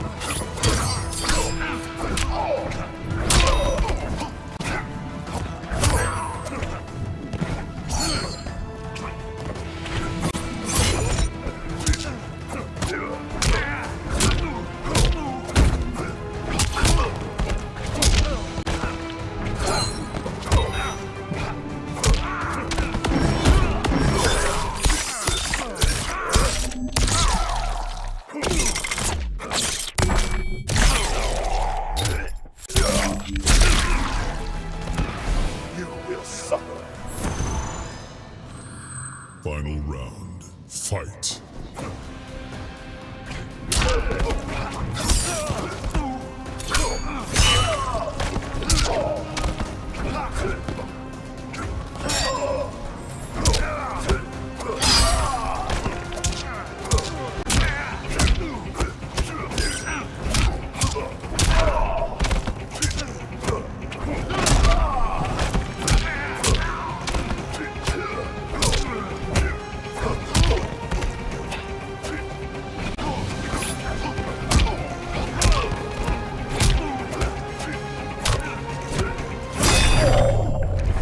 Finish him!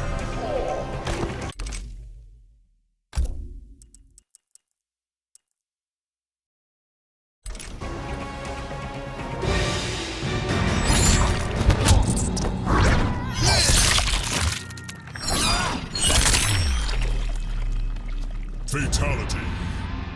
Couldn't.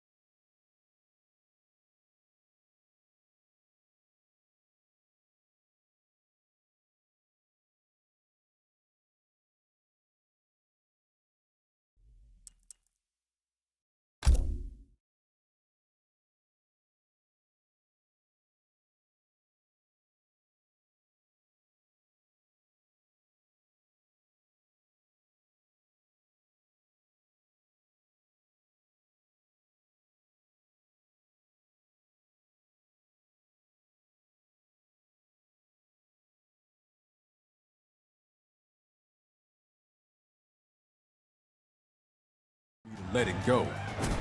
At least. Round 1. Fight.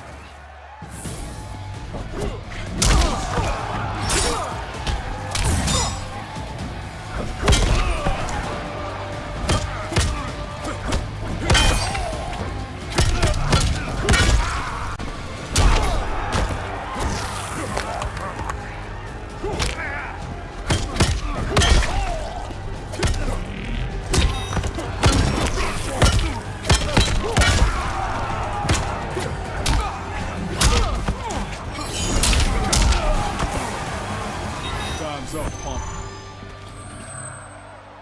Round 2. Fight!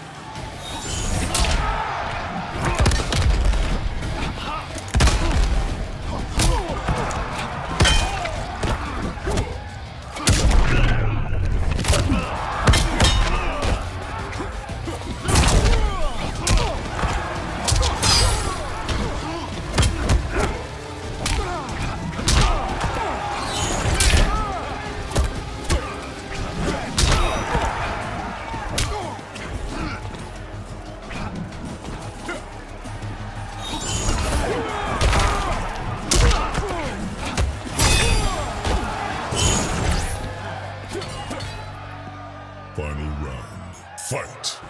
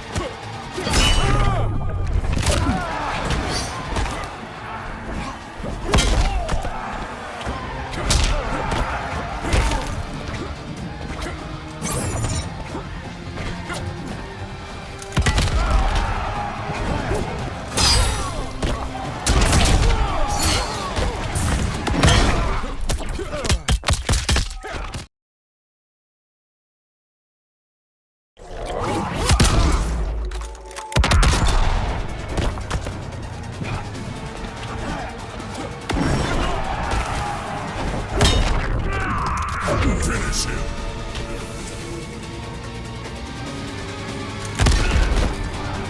Jax wins.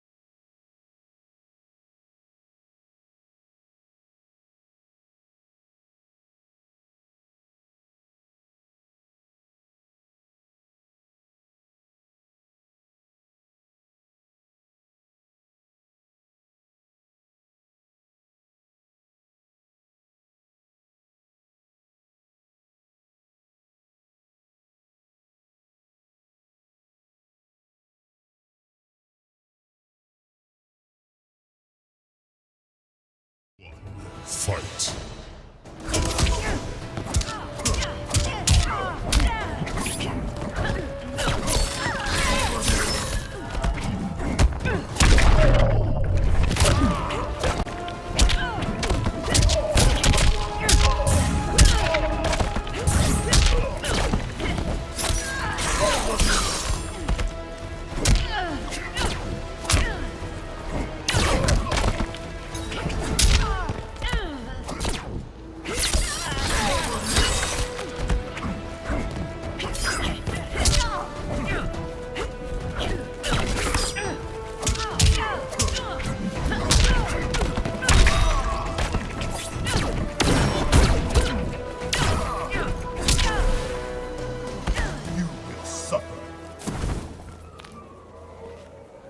Round 2.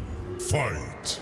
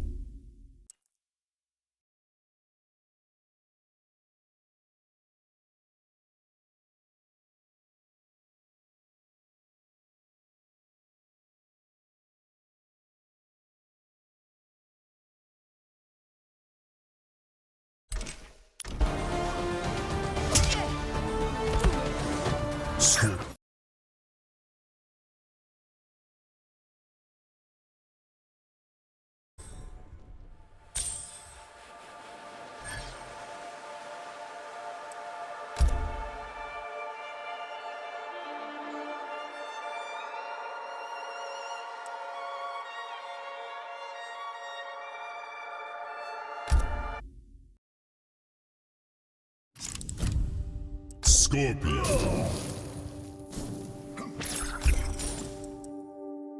Noob Saibot.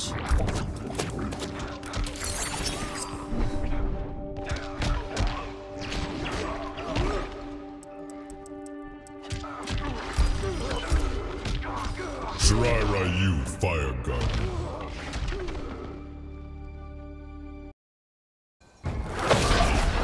Round 1.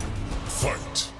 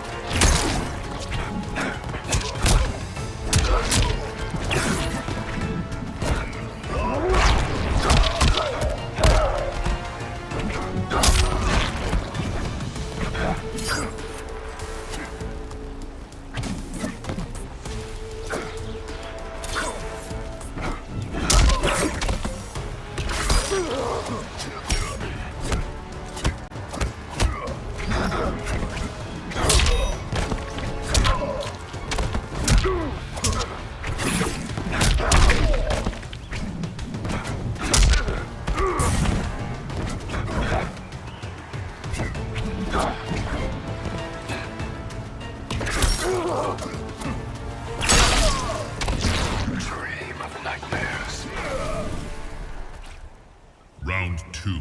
Fight!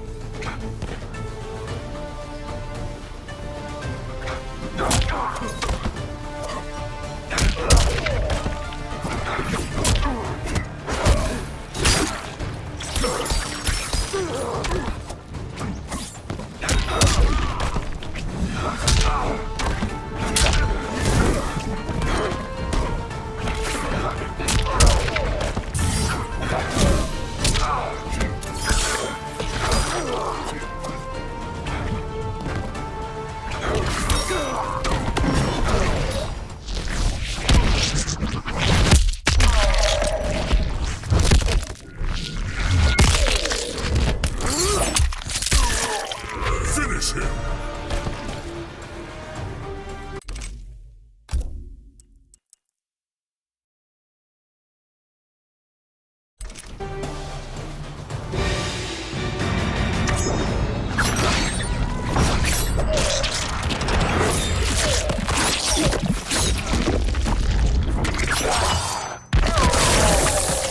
Fatality.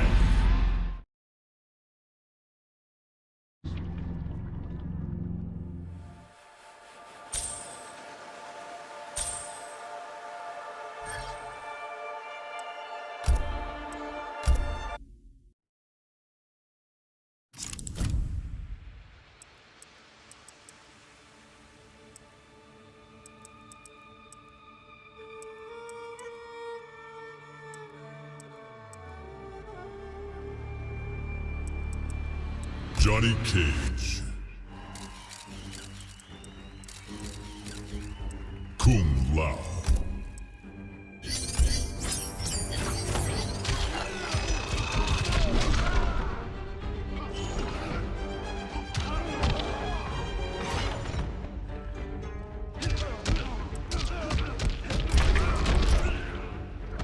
Goro's Lair.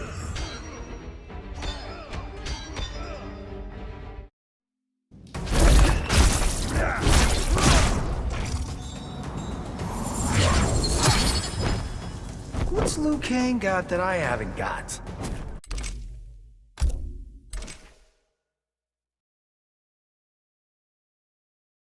A personality not at all like sanding paper? Ouch! Round 1. Fight!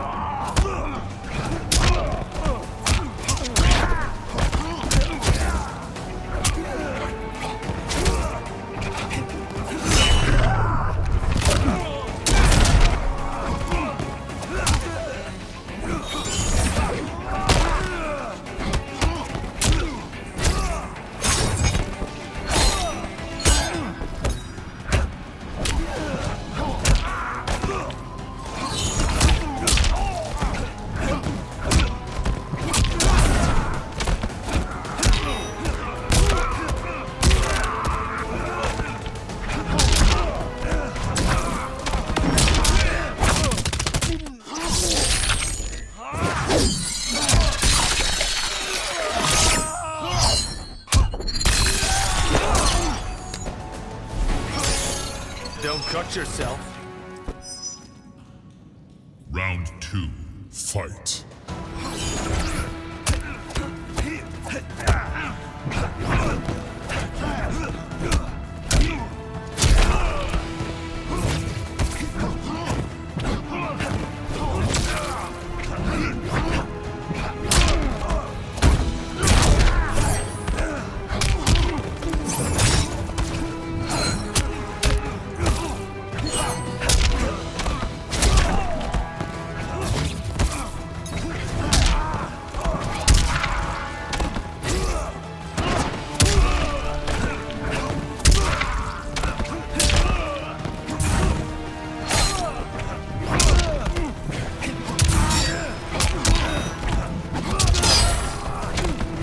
Finish him!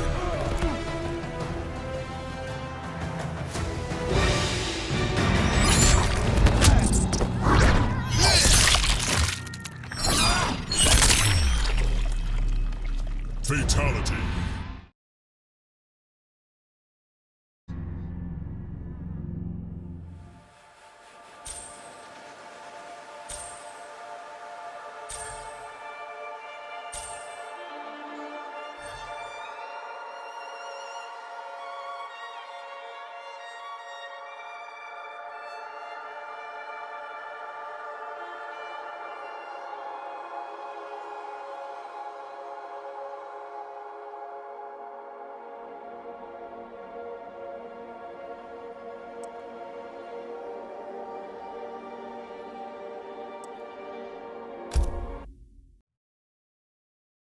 Conquer. Fight local. Fight.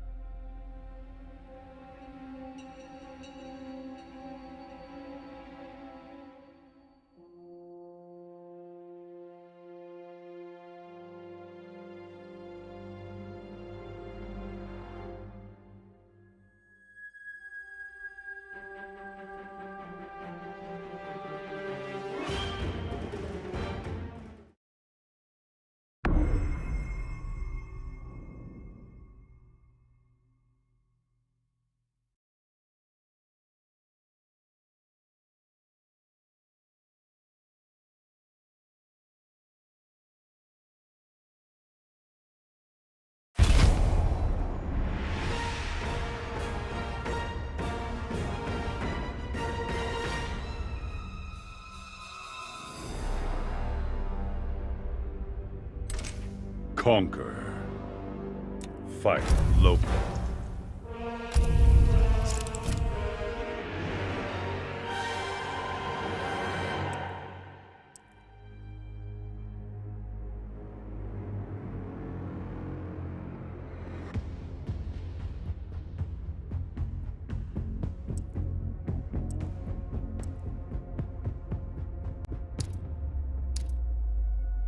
Sub-Zero.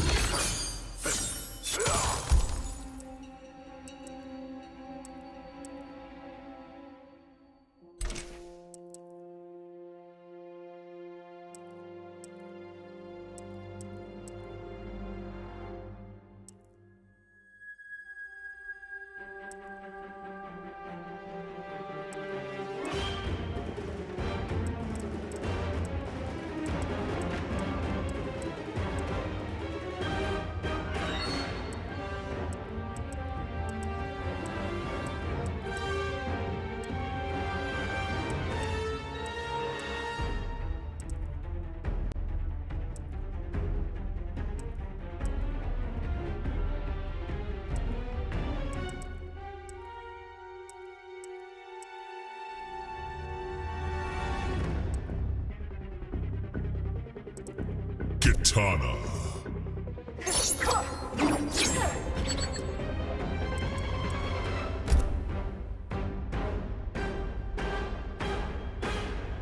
Kitana.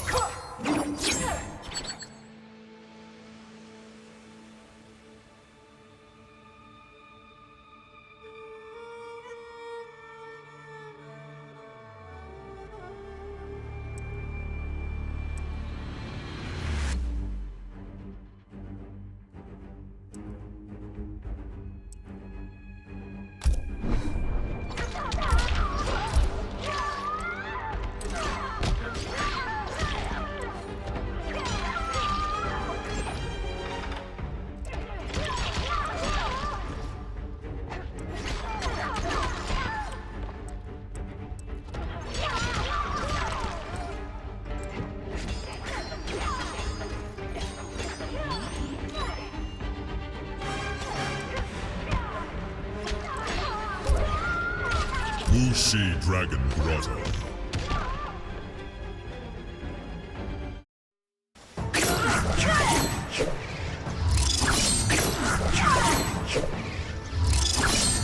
Liu Kang is committed to me. I actually prefer his friend. Kung Lao is not in our league. Round 1. Fight.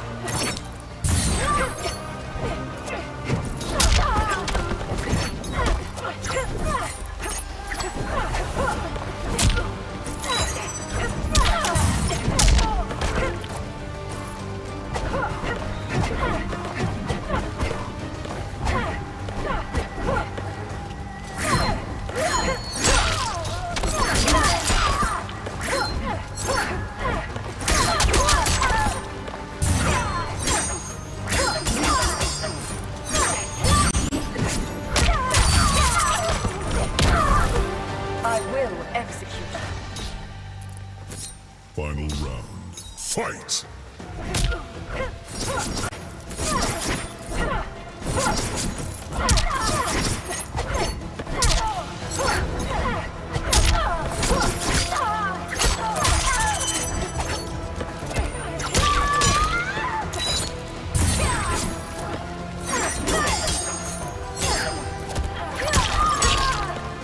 This bores me.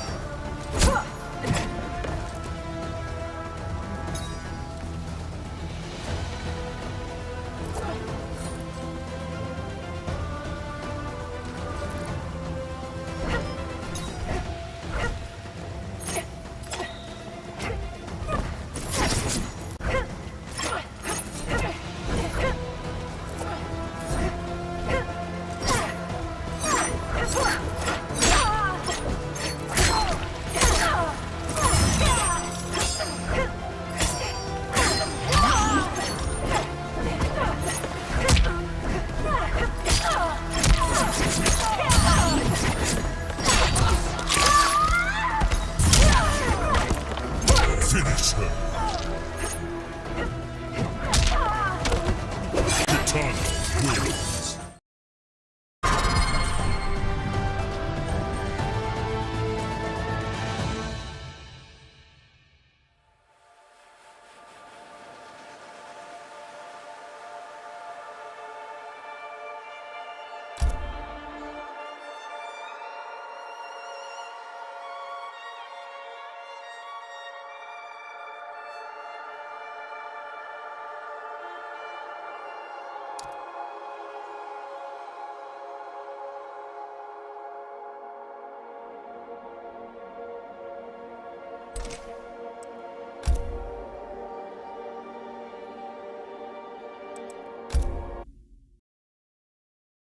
Conquer. Fight local.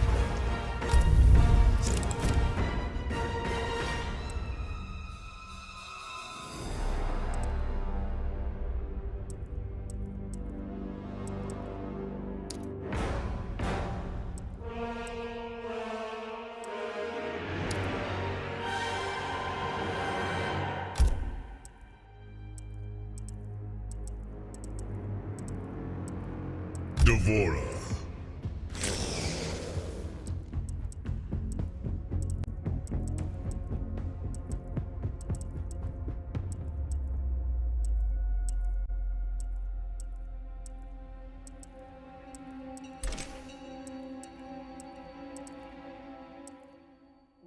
Kitana.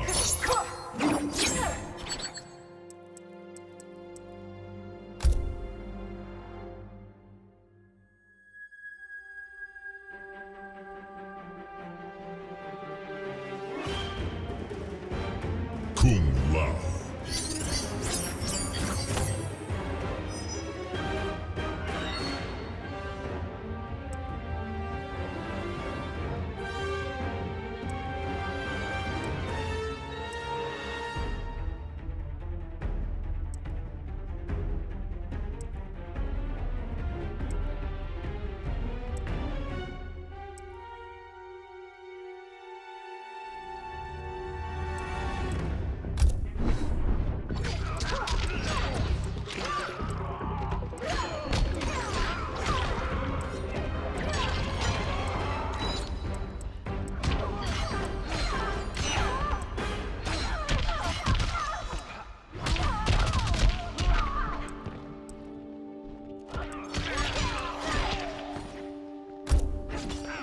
The Hourglass.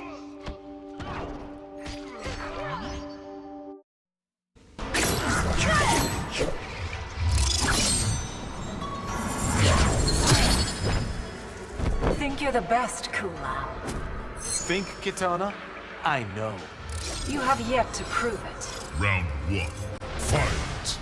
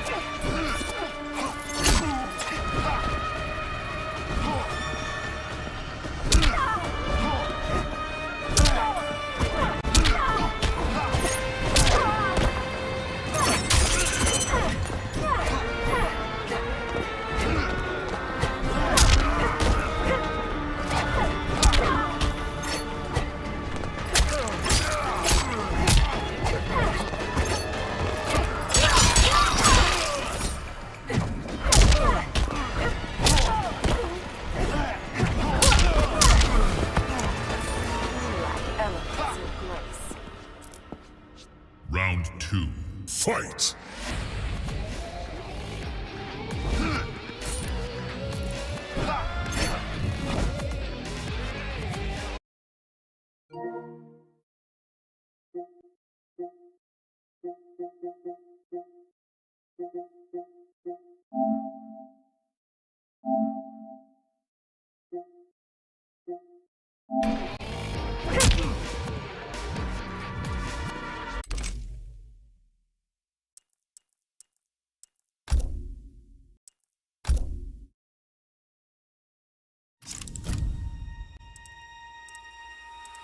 Sub-Zero.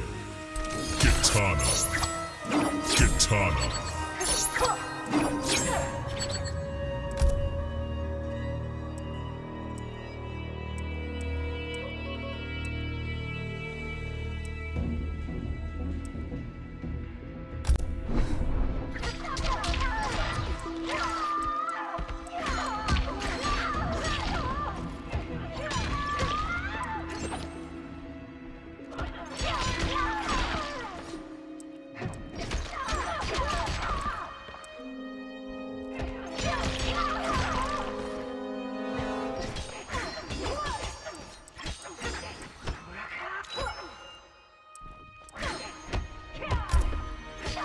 Kronika's Key.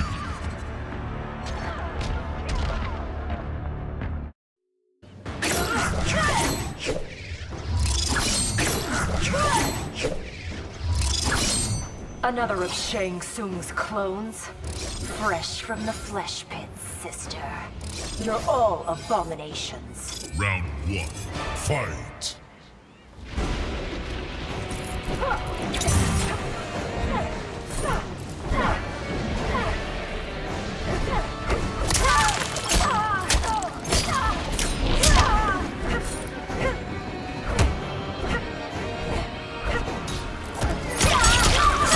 Much too slow.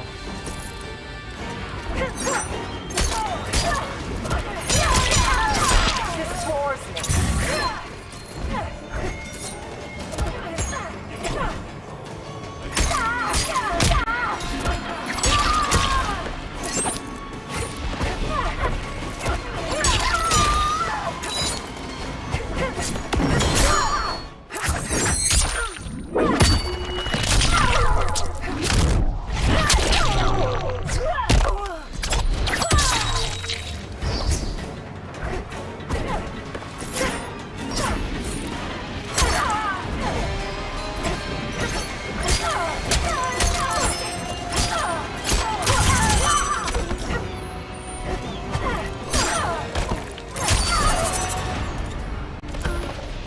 Any last words?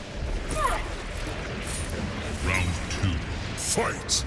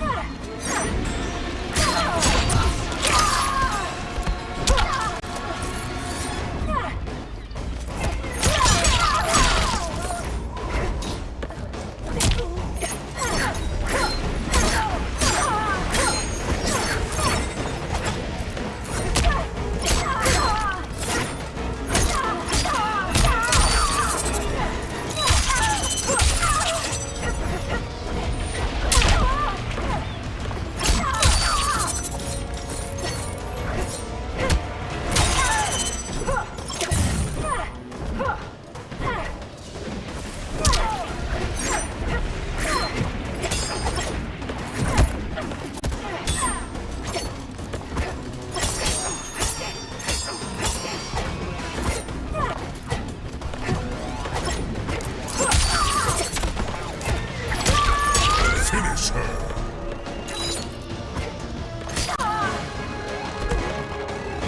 Kitana wins.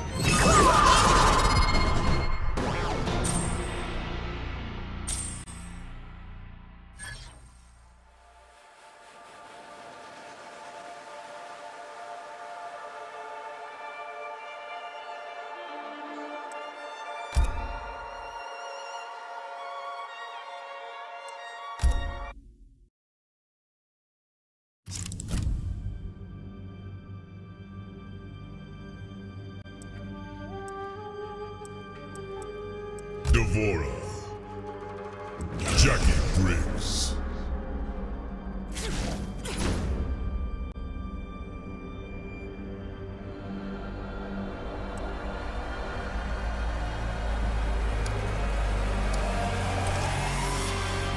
Raiden.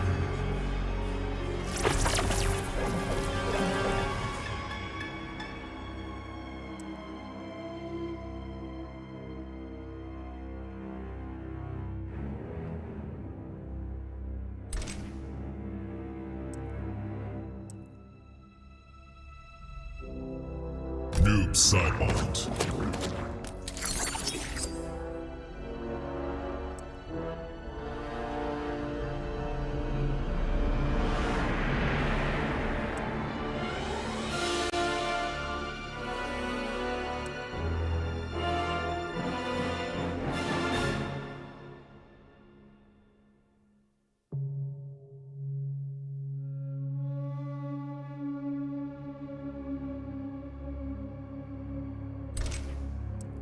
Scorpion.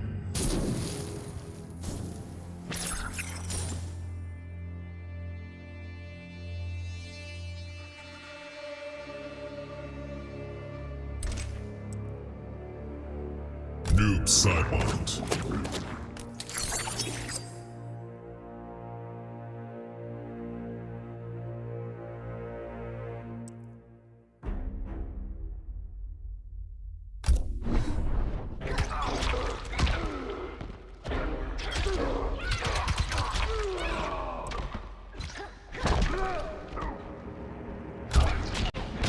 Soul Chamber.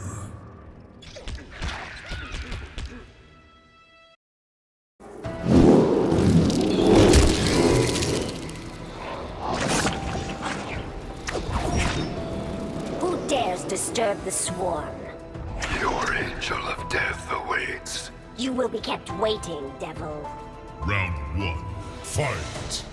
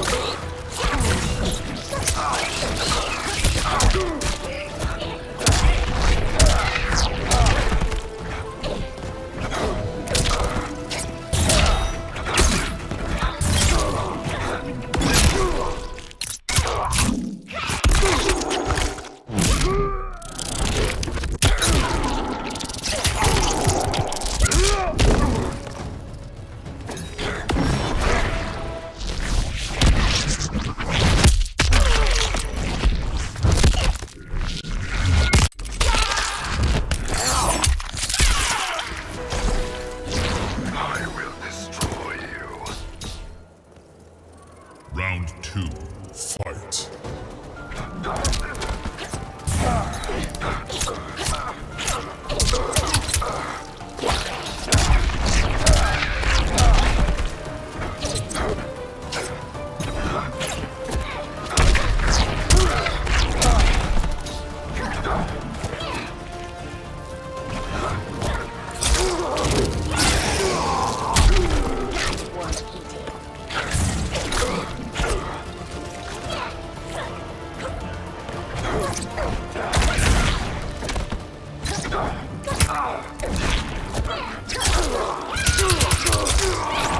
Death is assured.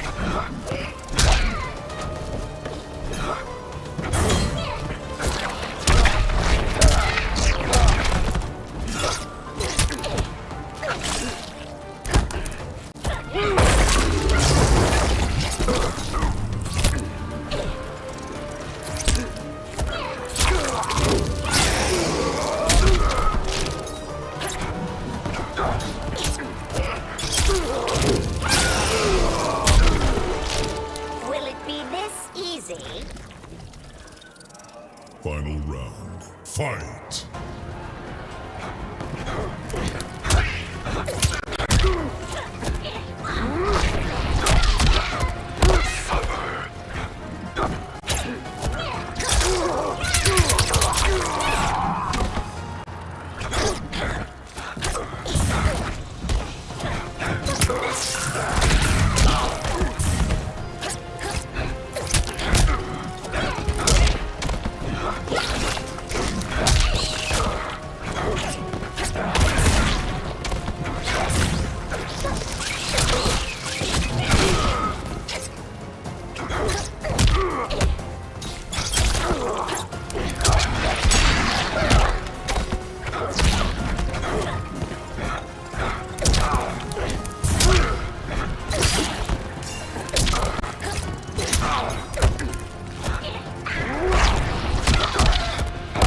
Finish her.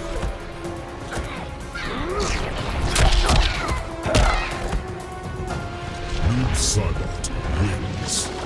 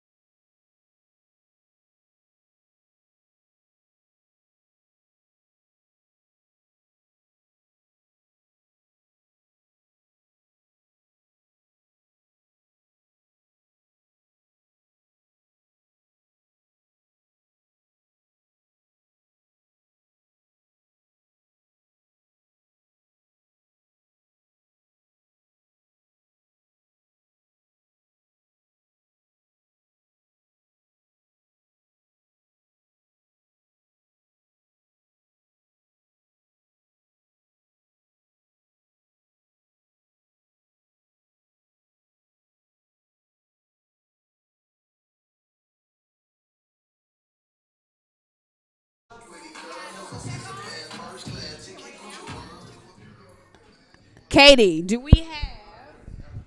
are we ready? I hope we are live. YouTube friends, I hope you're live. I can't hear this Mike Stanton, Jason. I'm not sure if I need a new mic. Bring one out if you need me to have a new mic, please. Do we have, is this going? This is already on. Can you hear me? Am I projecting okay? Beautiful. Welcome, friends. Last event of the South Hill Classic. I'm so glad. Let's go. Listen, do y'all know how happy I am? Do y'all know how happy I am? Okay, so I'm a real selfish person, so I just create events so I can hang out with my friends and stuff. I could care less about what else is happening in the world. I just really create events so I can hang out with my friends. Right, that's right. Absolutely. South Hill Classic, last event, is the event where Black Studies met sports, and we define sports broadly, talking about esports, streaming, gaming, popular culture broadly. I've been fortunate enough to have a network of beautiful humans who I call my students and friends. I think there's a whole network of y'all. Noah, go ahead and come. Hopefully Noah can hear me. Check the chat for me, Katie. Noah, go ahead and come off of Zoom. Turn your screen on for me too. So I think I stay in contact with all of my students all through the years. I love following y'all, watching your growth, your struggles, the joys, the pains, the ups, the downs. And I always want to be here for y'all no matter what you got going on.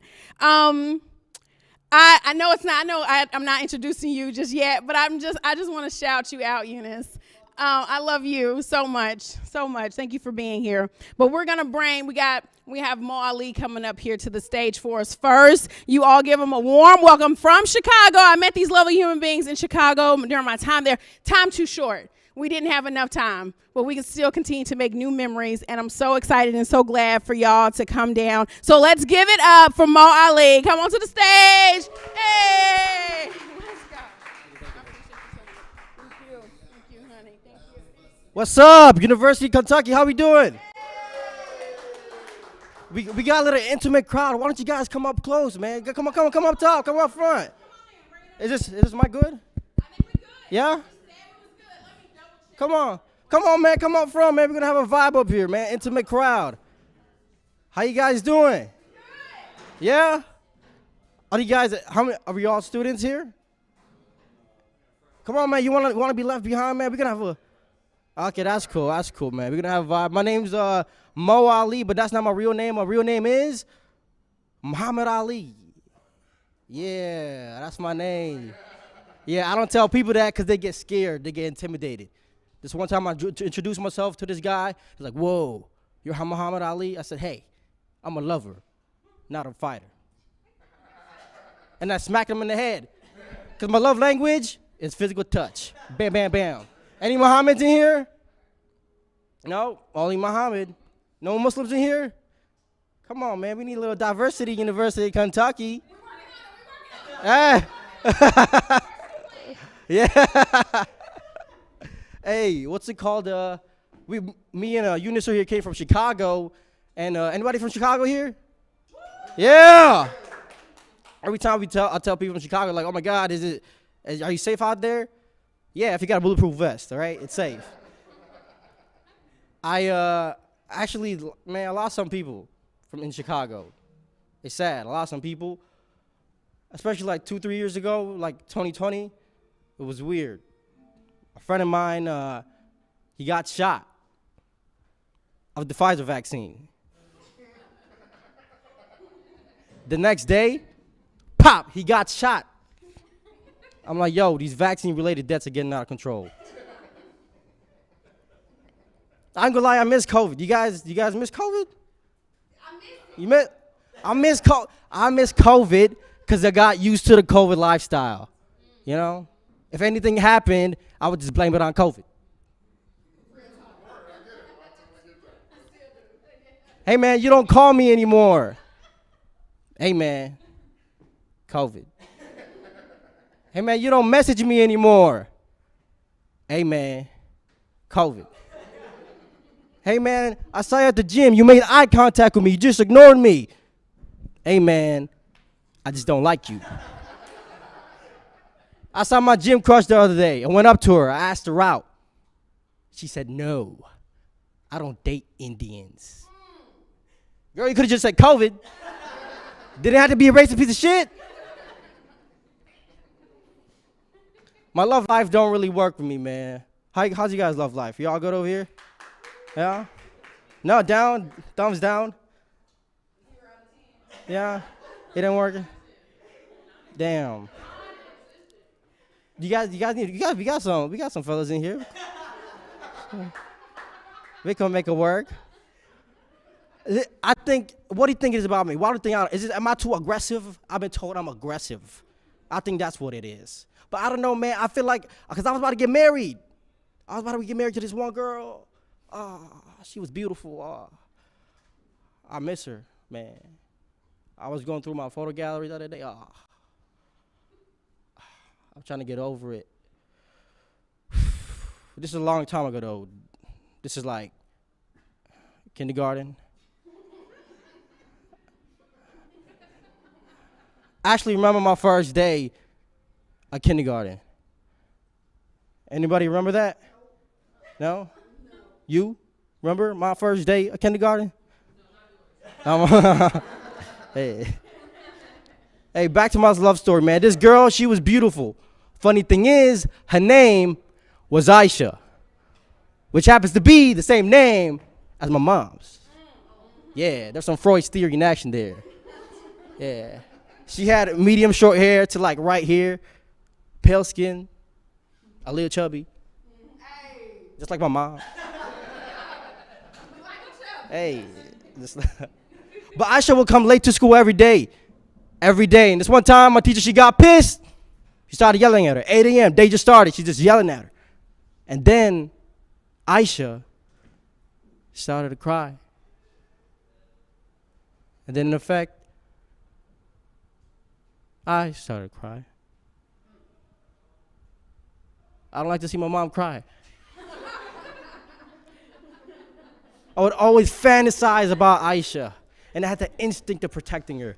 I remember sitting in class thinking, ooh, I wish a school shooter would come up in this class. School shooter walks in and pow, gun in his hand, ready to shoot. I jump up from behind the table like Tom Cruise. I grab the apple that's on my teacher's desk, and I throw it at him. I hit him in his face. Now he's all flustered, right? But the job's not finished, so I grab the chair, and I throw it at him. Now he drops his gun, and now I'm running towards the school shooter. Everybody in the class is going freaking crazy. It's about to go down. I run towards the school shooter. I grab the gun. Pow! And I hit him again for dramatic effect. Pow! And on the right side, I see Aisha. She's scared. She's crying, but this time, I'm not crying. I'm calm. I'm cool. I'm collected. I run up towards Aisha. I scoop her up. And then we jump out the window, right? We jump out the window. I do a 180 while in the air. With the love of my life on one hand. Gun on the other hand. School shooter right in front of me. Pow! Who's the school shooter now? Pow! Then I drop the gun, free falling out the 8th floor window. We're going down at top speed. We're about to hit the ground, but just as soon as we're about to hit the ground, I raise my hand up right to a tree branch like Tarzan. And now everybody going outside the window chanting my name, Momo, Momo, Momo. I then grab Aisha by her chubby love handles. I place her down, touch her pale skin, look her in her eyes, and I realize that's my freaking mom. No! What does this mean? Do you guys ever have that fantasy? No. Hey, man. A little bit about me. I'm a massage therapist. Hey. Every time I tell people I'm a massage therapist, there's always asking me the same question. Hey, Mo, has anything weird happened to you while giving a massage? And yeah, something weird has happened to me before. This one time I had a client come in. We had some small talk, some pre-assessment questions. I get on the table, taking out her knots, you know, the massage stuff. In the middle of the session, she turns her head around and she asks me if I was offended by the logo on the Chicago Blackhawks. This lady thought I was an Indian, like a corn, bean, pumpkin Indian. I don't know if y'all know this, but I'm more of a lentil turmeric curry Indian. Why would you say that? My name is Muhammad, not Sacagawea.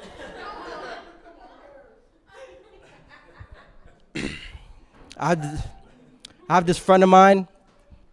He always pokes me and grabs me. I'm like, hey, stop that, man. I don't like being stop that shit. He's like, whoa, Mo, you're a massage therapist.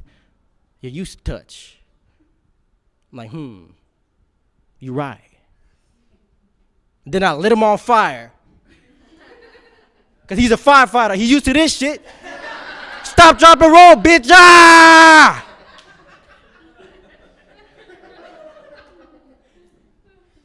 Eventually, he let the fire out. I guess he was good at his job. But I was still mad at him. So I called my brother. My brother comes in, starts beating his ass. He's like, ugh, I don't know, your brother's a UFC fighter. I'm like, no. He's a police officer. Bam, bam, bam, bam. And that joke, I'm pro police brutality. I'm gonna leave you guys with one more before I leave. I met up with my dad recently. Me and my dad, we don't really have a good relationship, but hey, we met up and it was weird. We had some small talk. I said, hey, I don't know if you know now, I have a career. I'm a massage therapist. And this is what he said. I can't believe he said this, but this is what he said. Oh, you're a massage therapist? That's a girl's job. I said, bro, that's what I call my dad. Yo, bro, you're unemployed. That's a girl's job. My dad's the sexist in this story, okay, not me. All right, thank you guys. My name's Mo Ali. Thank you so much. I love it. Hey, yes. Thank y'all. Give it up for him, Marley. Give it up for him. Give it up for him. Give it up for him. We gonna do it? You good? Sierra Moore, let's go do some readings. You ain't got to if you don't want to. You good? It's safe spaces, only if you want to. Only if you want to. Huh? If you want to do some readings, the readings that you did in the in English, you ain't got to. You okay? She lit. She feeling good. I feel like somebody passed around some edibles in this room. Like earlier, somebody handed me I thought it was a Skittle. It was a yellow piece of candy. I was like, oh, thank you so much. Edible. I didn't know. I accidentally took an edible. I'm not like an edible kind of person. Andre, real talk. Like, it's like a real story. And I'm feeling good. Like, I'm feeling great. So, I'm fucked up right now. But I'm feeling good. I'm feeling good. I thought it was candy. More to the story. Don't just take some candy. Kevin, how you doing? Kevin Winstead's in the house. Let's give him shout outs to Kevin Winstead. Y'all pray for Kevin Winstead. He's going to the University of Florida this fall. Florida's a rough place. Kevin, why don't you tell us a little bit about what you're doing at the University of Florida in the fall?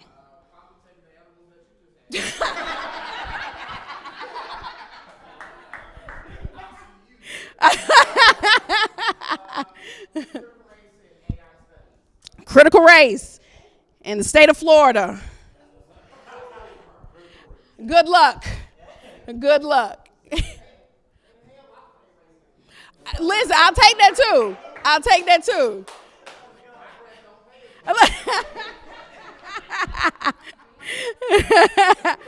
I love it. I love it. I love it. Again, I want to tell just a couple more stories here. And also, we want to make sure to shout out Noah Spence, who's in the room. Thank you. Jeff Green, also beautiful human being from Ohio State University on the championship team, 2014. 11. I can't remember the year. My bad. And also Noah Spence, defensive end, NFL, Saints, Bucks. He's had a beautiful career in the NFL. Y'all shout out to Noah Spence. You good. You ain't got to come on screen. Just wave to everybody. Just wave. Just wave. Hey, appreciate y'all. Thank you so much. Thank y'all for being here. I just want to shout out. Yes, can we hear you? Let's see. Go ahead. Yes, sir, we hear you. It's real low. Go ahead. Hi, Jeff. Now, Noah, what you going to say? Thank you to Dr. Gray for helping you pass some classes when you didn't submit no paperwork. That's all right. It's all good. The audio is low in here, Noah. That's okay. It's all good. Beautiful human being right here. Up to the stage. Okay, that's okay. You good. Love you, Noah. I appreciate you, honey, for being here. Thank you so much. We're going to bring a very special person to me. You can mute that so it's not any feedback. I am honored to have met this human being. Don't be laughing. So here at the University of Kentucky, it's a PWI, predominantly white institution. So when we encounter black students, it's a rare and beautiful event. Like, it really is, because we don't often see them. And so whenever I meet them and encounter them, they are jewels to me that must be protected at all costs. Sierra is one of those beautiful jewels. She's amazing. She's dope. She does spoken word poetry. And so I want to give her a space to, I want to make sure this is projecting through okay, because I want y'all to be able to hear her. Are you good to sit right there? You good? Okay. All right. Y'all show her some love. Sierra Moore.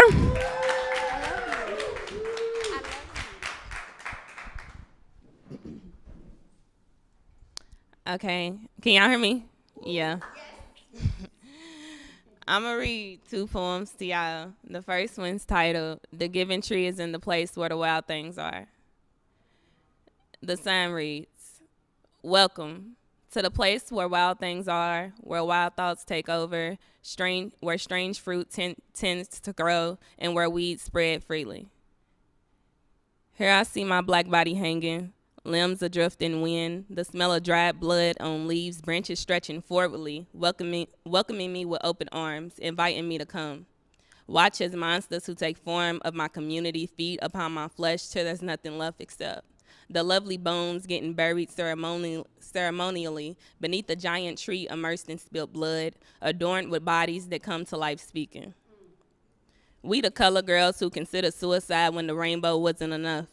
You can call this space our Neverland, because age is only a myth and being a pretty lady the least of our worries. You see, in this place, Pecola is our leader, and she no longer going on about the bluest eyes, because we now got a graveyard full of fireflies with a giving tree, gifting us a childhood spun out of none except our imagination. This is a place only colored girls like us pass into."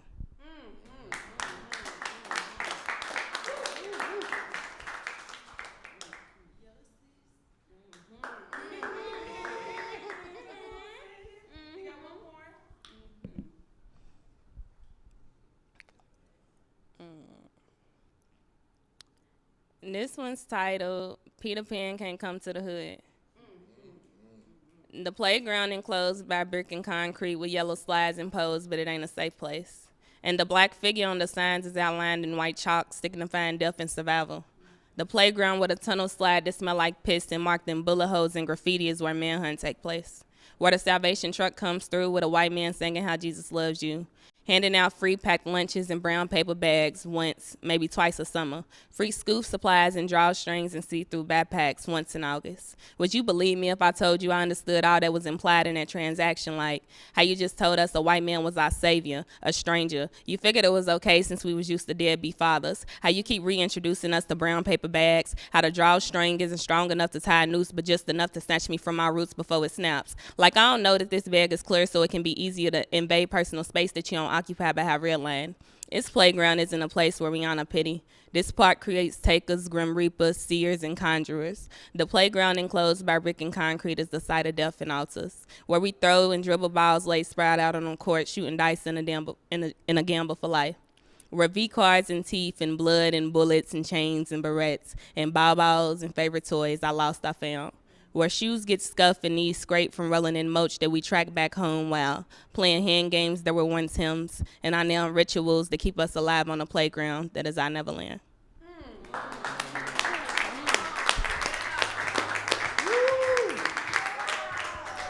love you. Bars! Come on now! Hey, what?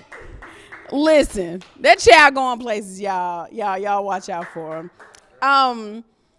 Like I said earlier, you know, I love creating like a space where my students feel safe, and I want to just build this big community of all my students, you know, past and present and future students, you know, can come together. Somebody called them Kiki's kids.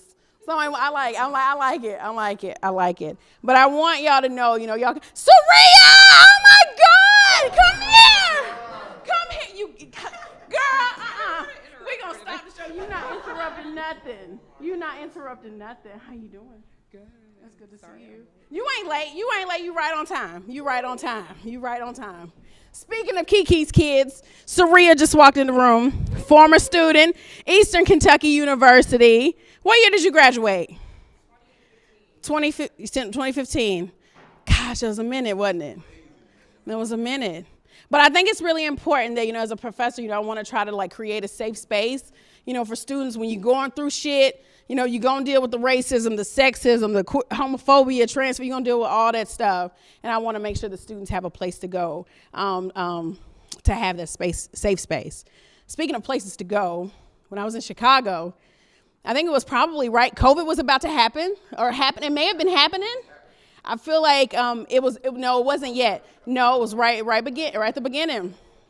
So, you know, we lived on campus because Chicago is very expensive. So we lived inside one of the residence halls. There were apartments in there. So it was a good sized apartment. It was a nice apartment, but there was so much unused space in there. They had like a full kitchen. And in my mind, I'm like, why is this kitchen not being used to feed these kids who are hungry? You know, we couldn't get access to it. There was a stage. There was all kinds of things in there. So I remember we talked one day. I don't know how we met. I don't know what our origin story actually is. But I remember talking one day, and then you told me about, you know, like the comedy stuff that you wanted to do. And I was like, oh my gosh, more Kiki's kids. Hello. Okay, I'm not going to embarrass them. Okay, I'll let y'all go. I ain't going to embarrass y'all. She was like, She was like, this way. She was like, but I remember we were talking about the comedy stuff, and I was like, we got a whole room that's a stage. I was like, why don't you just use it? And just come on up here to the stage. Come on up. We ain't got to be out do all the extras. Just come on up to the stage, Eunice. Just come on up here. But I remember, well, I'm going to let you tell part of the story. So I'm going to let you tell it. Eunice Dare, y'all. Give it up for him. I love you. Professor Gray, one more time. I love you. Keep it going for one more time. Keep it going for Kaylin as well.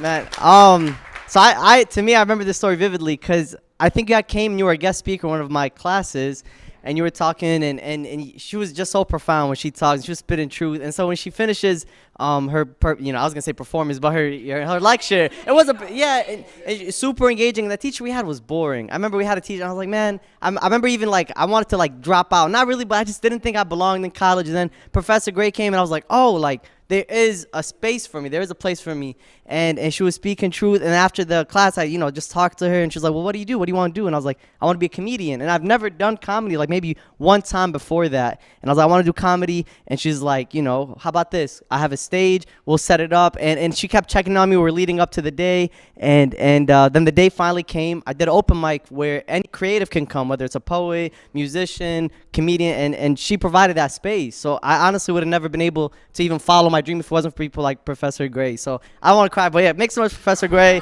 So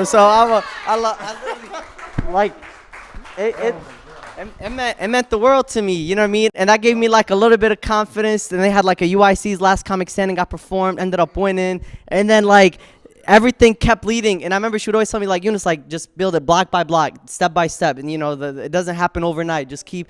And now it's been 4 years. I get to live. I'm a full-time comedian now. Like I get to do comedy, and it wasn't, so I'm super grateful. I'm super thankful. And I know there's like a million stories like that with Professor Gray. I know there's a million people. She's probably, the Noah and we all love you and we appreciate what you do. You make a big impact, not just to me, but like everyone else. Momo got to perform at the open mic for the first time. It was so many people. So it was beautiful. And then now I just do a bunch of, dick jokes and stuff but it's fun. I get to express myself, So it's an honor to be here. Keep it going for Momo one more time. It's my best friend, and lovely poetry. I loved your poems. That keep it going for yourself too. But yeah, let's get right into it. So I just moved out of Chicago and I went to LA. Now I'm living in LA and I miss Chicago a lot. Because I feel like every city wants to copy Chicago. Right? Like we have the Bean. We're super, no, a little bit. Because look, I'll give an example. We have the Chicago Bean. That's like what we're known for. Millennium Park, I don't know why we're proud of it, but we're proud of this bean. But New York stole the bean. Now New York has a bean in New York. I don't know if you guys heard. They built one. Yeah, I personally think it's the worst thing to happen in New York since 9/11. That's my personal, all right, I'll have to go for a 9/11 joke. Let me exit that one out. We'll come back to it. But LA is cool. I don't know. This is what I was going to say. I wish I was like Professor Gray because I want to support everyone, and I'm like that. But she supports, so much, and I wish I was good at it because, I have a hard time sometimes supporting when I'm not sure what the outcome would be. I don't know. Sometimes that's something I got to work on, would you guys lie to your friends if they want to chase something and they're not? Would you lie to them? Be honest. Right? I'll give you, like my best friend, Rami, he's not here right now, but he wants to be the most famous person to come out of Iraq. He's half Iraqi, half Palestinian. He wants to be the most famous person to come out of Iraq. And I had to be honest with him. I said, hey, you're not going to be bigger than Saddam Hussein. It's not going to happen, He's like, I'm also, he said, I'm also half Palestinian. I said, yeah, you're not going to be bigger than Jesus either. It's a lie. You're dealing with the lie, Shout out Jesus, he's cool. I love Jesus. I'm Muslim. A lot of people don't know us Muslims. We believe in Jesus. We sure do believe in Jesus. We just don't believe that he died on the cross because that's the truth. It's the truth. I'm trying to convert some of you guys. Just sprinkle it in, No, shout out Jesus. No, Jesus was interesting. Jesus was super interesting, because with all of his, power, wisdom, influence, what's interesting is he only had 12 followers, That's like 5 likes on Instagram. He wasn't on a social media level. Jesus was not doing well. You know what I mean? Like I truly believe if he was alive today and he was on Twitter, he would get bullied on Twitter. I believe that. He would make a tweet, "Love thy neighbor," and someone will comment, "Yo, drop some new shit. This is getting old." You know what I mean? Because he only wrote once. Jesus only had one book. You gotta keep it coming. You know what I mean? Keep the tweets coming.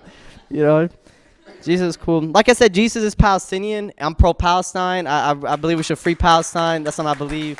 And I actually went to my first protest, the first Palestinian protest this past summer. It was my first time at a protest. I was excited. I'm hyped. I memorized all the chants. We had a lot of chants. And it's one of them is from the river to the sea, Palestine will be free. I had it memorized. I'm hyped. I get there, and the guy goes, "Okay, everybody, we're going to walk 5 miles down Michigan Ave.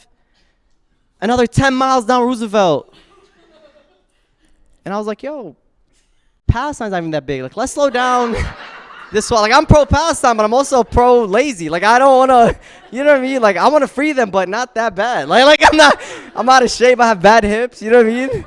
I'm not gonna lie. I didn't finish the protest. I didn't finish the protest. That's why they're not free. They're dealing with a lot. No, I did. I actually got hungry halfway through, and I went to this really good restaurant. I don't know if you've had it when you were in Chicago. It's called Naf Naf Girl, and they sell like falafel, hummus, shawarma, like Arabic food. And I literally seen it while I was walking the protest, and I just kind of went right in, and I'm eating, and this guy walks up to me because I had a pro-Palestine shirt. I was still supporting the cause, but like from a distance. I was like, eating and watching. The guy goes, "Hey, what are you doing here?" And I thought he realized that I left the protest. And I was like, I got hungry, He's like, no, Naf Naf Girl is owned by Israelis. So not only did I not finish the protest, I financially supported Israel that day. You know what I mean? Like, it was two L's one time, So yeah, that was a bad day for Palestine. That was a really terrible day. Like I said, they're still not free. Maybe next protest we could all do half of that. I don't know. I don't know what this. That's the thing. I'm not a political guy. That's my fault. I don't know what the solutions are. I can recognize the problem from a mile away, but I don't necessarily know the solutions. Like with the Palestine, I just want them free. I don't know how to go about it. Gun violence is an issue, and I want to fix. Matter of fact, I'll come back to this, but I want to run for president one day. So I'm gonna tackle some political topics, even though I suck at politics. But anyone could be a politician nowadays. So So gun violence is one issue. First, I don't know if you noticed, but Momo talked about gun violence, about him shooting up a school. He did that joke at the University of Virginia. And the week before, they had a school shooting. And this guy goes up there and goes, "Pa, pa, pa, pa, pa, who's the school?" I was like, it was the worst show we've done. And we didn't know this. The school shooting happened a week before. We just showed up. He's doing his joke. It's an innocent joke. But the audience turned on us, and they started like groaning. And we look around, the girl next to me goes, "We just had a school shooting last week, And I was like, well, I'll touch on school shooting, but yeah, shout out Momo. He's brave. I don't think he did it to be a comedian. Like, sometimes comedians want to double down. He was just being Momo, But no, gun violence is a big issue. Like I said, I don't know what the solution is necessarily. I just know that the news media is covering it incorrectly. Like when, for instance, a school shooting happens. I'll reword it. When police shoot somebody, they always want to blame that person. They always try to blame the victim. That's something the news does, and I hate it. They always try to blame the victim. Oh, he had a criminal background. Oh, he had this, he had that. But they never blame the police officer. However, in school shootings, they always blame the school shooter. So I have a way that I think we could solve it. I feel like the news media should do a different take. When a school shooting happens, I think we should take a step back and look at the kids who got shot and say, maybe they didn't finish their homework. Maybe I had to go for it. I had to double down. By the way, I did that joke at the University of Virginia, fully knowing what was going to happen. They didn't like the joke. But it's jokes. Like I said, I don't know the solution. I'm trying to give a different perspective. You know what I mean? Like maybe they did school a lot. Maybe they didn't like, that's all I'm trying to. I'll get rid of that joke. It's okay. I feel it. I had to try. Shout out, I said I don't know the solutions, but I'm trying. I don't know. Like I said, I'm not a good politician. Who's rerunning for election again? And depending on how you guys feel, I'm going to go the opposite way of my joke. So Trump is running for election again. How do you guys feel about that? This is Kentucky, so actually I don't know how you guys feel about it. They like it here? Damn. What's funny is, okay, I'm from Iraq, and when Trump first came up, I was a little bit pro-Trump because he gave me Saddam vibes. Like, I'm from Iraq. I was like, dude, we got our guy. Like, you know what I mean? And then the first thing he said and did when he became president was he did a Muslim ban. So I was like, damn it, he's not our guy. And I was so furious when the Muslim ban happened because he made a rule like, he banned all Muslims. And a lot of us already in here, so I don't know like how he's going to get rid of us. But he did a Muslim ban, and I was furious, right? He finishes his election, or he becomes president, does 4 years, does a terrible job. And what I realized was he was the first president in a very long time that didn't have an Islamic terrorist attack happen during his election, during his presidency. Yeah. So the Muslim in me, when he did the Muslim ban, was angry. But the American in me was like, did it work? Did the Muslim, I'm curious, did it? I'm just making good points, Matter of fact, he did the opposite. It was like a white terrorist attack. I'm like, dude, he's exposing the truth. No, I don't know. I just have to go for it. That's cool. You guys are handling some of these pretty good, which makes me happy. Let's do a lighter topic. We'll do a lighter topic. Abortion. Oh, what is it? Oh, you know what happened on the way here? Like, so my current car is in California, but my old car from college was still at my house. I'm like, it still works good. We drove here. The coolant stopped working, so the car overheated, and we had to drive on like the maximum heat so that the car could keep going. So it was like a sun. I lost 40 pounds. I was like 180 before the trip. Now I'm 100. You know what I mean? I'm bad at math, so I think I lost like 30 pounds. I don't know how much weight I lost, but I lost a lot of weight on the way here. She hugged me. She was like, "You're like super like high right now." It's not that. I was like, "It's the car." I lost a lot of weight recently though. I did lose a lot of weight. I'm down, I think 43 pounds in the past month and a half, 2 months. It was for Ramadan. You know, you guys have heard. Yeah, it's where like my mom tells me the reason we do is we fast 30 days out of the month from sunrise to sunset. And it's supposed to like let me know how, you know, the unfortunate feel. But I told my mom, I'm already the unfortunate. Like I do this on a, you know, like I don't do fasting by choice or by diet. I do it by budget. Like I have to do fasting throughout the whole year, you know? No, and in LA is expensive, and the good thing is I'm there with my girlfriend, and you know, we split a lot of the costs in half. So something cool that we started doing recently, it was very sweet of her. It was her idea. We like take baths together, not by love or anything, just by budget, because we save a lot more money when we all join forces, you know. That's why I have to leave in like 40 minutes. We got to take a shower when I get back, so she's waiting for me. I love my girlfriend. Make some noise if you're in a relationship here. Just us right here. Everyone else, you know. Dating is cool. I love my girlfriend. She's just super bad at giving compliments. That's her thing. That's her flaw, and I hate it. It seems subtle, but it's a big deal, you know? Like, she'll tell me stuff like, Eunice, you're not short. You're just down to earth, you know? And I was like, you know what? You're not fat. You're just full of potential. That's all I said. I said, yeah. You know, we broke up recently. She didn't like that joke a lot. So we broke up. We actually, you know, we dated for about 4 years, me and my ex at the time. We dated for about 4 years. So I'm single with you guys. I just wanted to say the joke, but I am single. I miss her, but this is the thing, right? We broke up. It was very, very simple why we broke up, and I'll get to it. But the way I broke up with her at first was terrible, because I did it over the phone, you know? And I was too scared. I couldn't face her and tell her it's done. You know, it's very hard. When you break up with someone, you're telling them, yo, I just don't want you in my life ever. Like, you're pretty much killing them on an emotional level. So I couldn't do it. So I did it over the phone, and I broke up with her, hung up the phone, and she came to my house like a psychopath. She came, and she was like, you know, I was like, what are you doing here? She's like, what? You're not mad enough to do it in person? And I was like, yeah, I'm a bitch. Like, I thought you could tell from like miles away. And you know, she asked me why are we breaking up? Why are we breaking up? And it was very simple why we broke up. I'll tell you guys, the real reason we broke up was simply because she was not my cousin. Yeah. Okay. I'm joking. That's not why we broke up. That's not why, you know. But my parents are cousins, and I feel like, yeah, my like, has anybody ever told you like, yo, what's your problem? I'm always like, my parents are cousins. That's what the problem is. Did I offend the cousin community? What's going on? Is there? It's Kentucky. Yeah, that's why. Like, I see you. Listen. It's a judgment-free zone. Look, it's your time. You can embrace it. You know. My parents are weird, man. My parents, like, not only are my parents cousins, but it gets way worse. I mean, Kentucky, you'll hear me out. Like, not only are my parents cousins, but my mom was married at the age of 15, and my dad was 30 at the time, you know? But it was a different time. It was the 90s, you know? R. Kelly was making music with Aaliyah. It was different. You guys, come on. It was different, you know? My dad loves R. Kelly. No. It's just a different time, you know what I mean? Shout out my parents. If it makes you feel better, he's in jail with R. Kelly. They're working it out. No.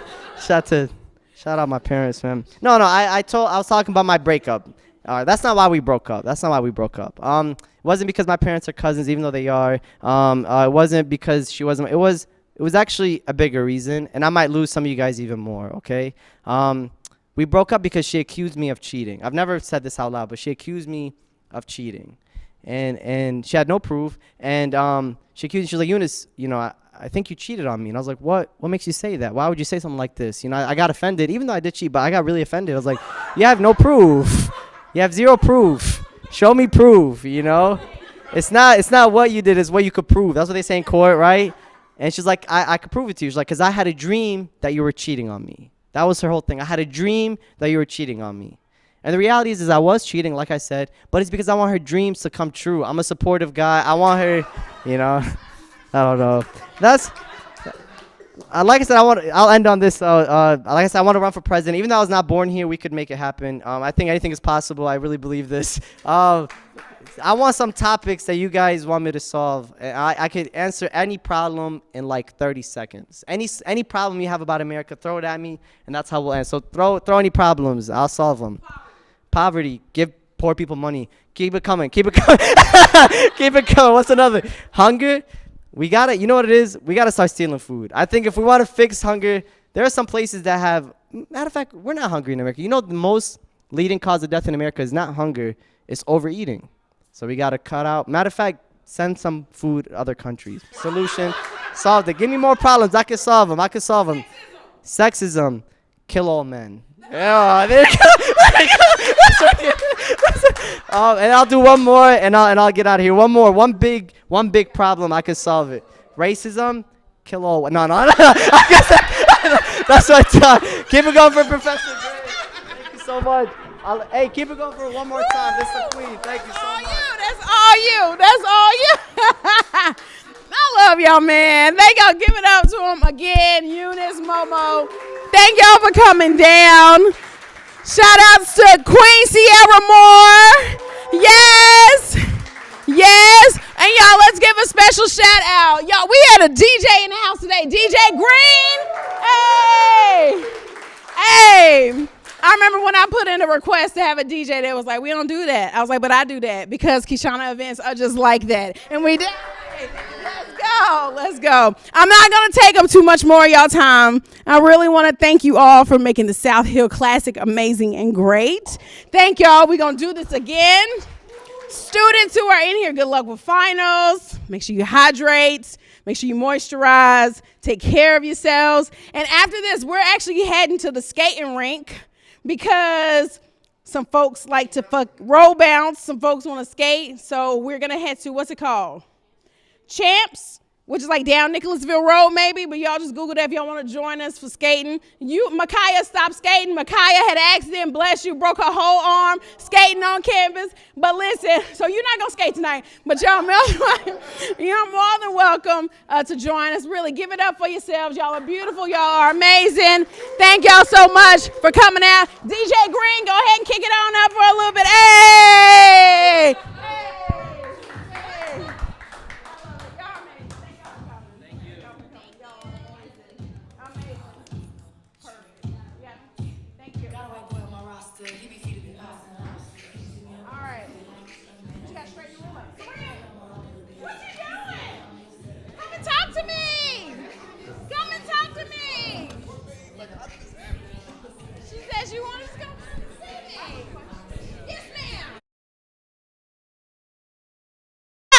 Hold on. Yes. Come on now, Mia. Come on, baby. Listen. Shout outs to Mia. Listen, she's got some poem she gonna say for us. Really, if anybody else has anything y'all want to do, the space is y'all's. If y'all want to do something, please feel free. Javon, I know you do it too. Go ahead and pull your book out. I know you got a book too, bruh.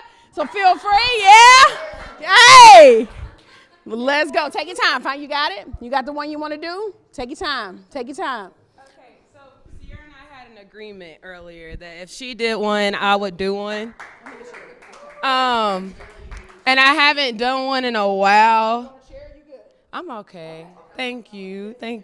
Sorry, so I'll give a little intro about myself. My name's Mia Thompson. I'm an alum of the University of Kentucky. I graduated in December of 2022. So last December. Thank you. But I used to be overly involved, like one of those students that didn't want to graduate. I was here 5.5 years. And I had a gap year in between the 5 and the 5.5 years. So technically I'm like old as fuck. So You feel me? Like, the people I used to teach UK 101 to have already graduated. They graduated last year. It was crazy. So I say that to say that I did not get to meet Professor Gray until I met her through Sierra, and Sierra has been talking about great things that her and I will be able to work on and bounce ideas off of each other for, so I'm excited for that. So thank you for this. All right. So I'm going to let y'all pick which one I read, because I don't know which one. So one is called If I Go Back in Time and Allow My Inner Child to Flourish, What Life Would She Have Fought hard for? Another one is My Life Been Falling Apart, y'all. Okay. There is one more, but okay. So the last one is the days I tap in and say what's on my chest are the days I'm starting to feel the best.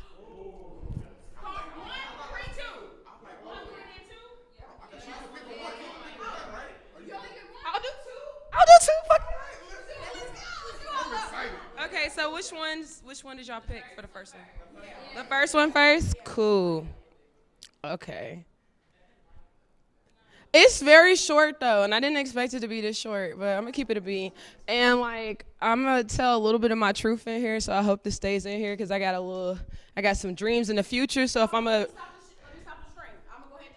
I mean, I trust them, I guess. Oh. It ain't no trigger warning or nothing. I mean, unless you've been done dirty by the same people, but.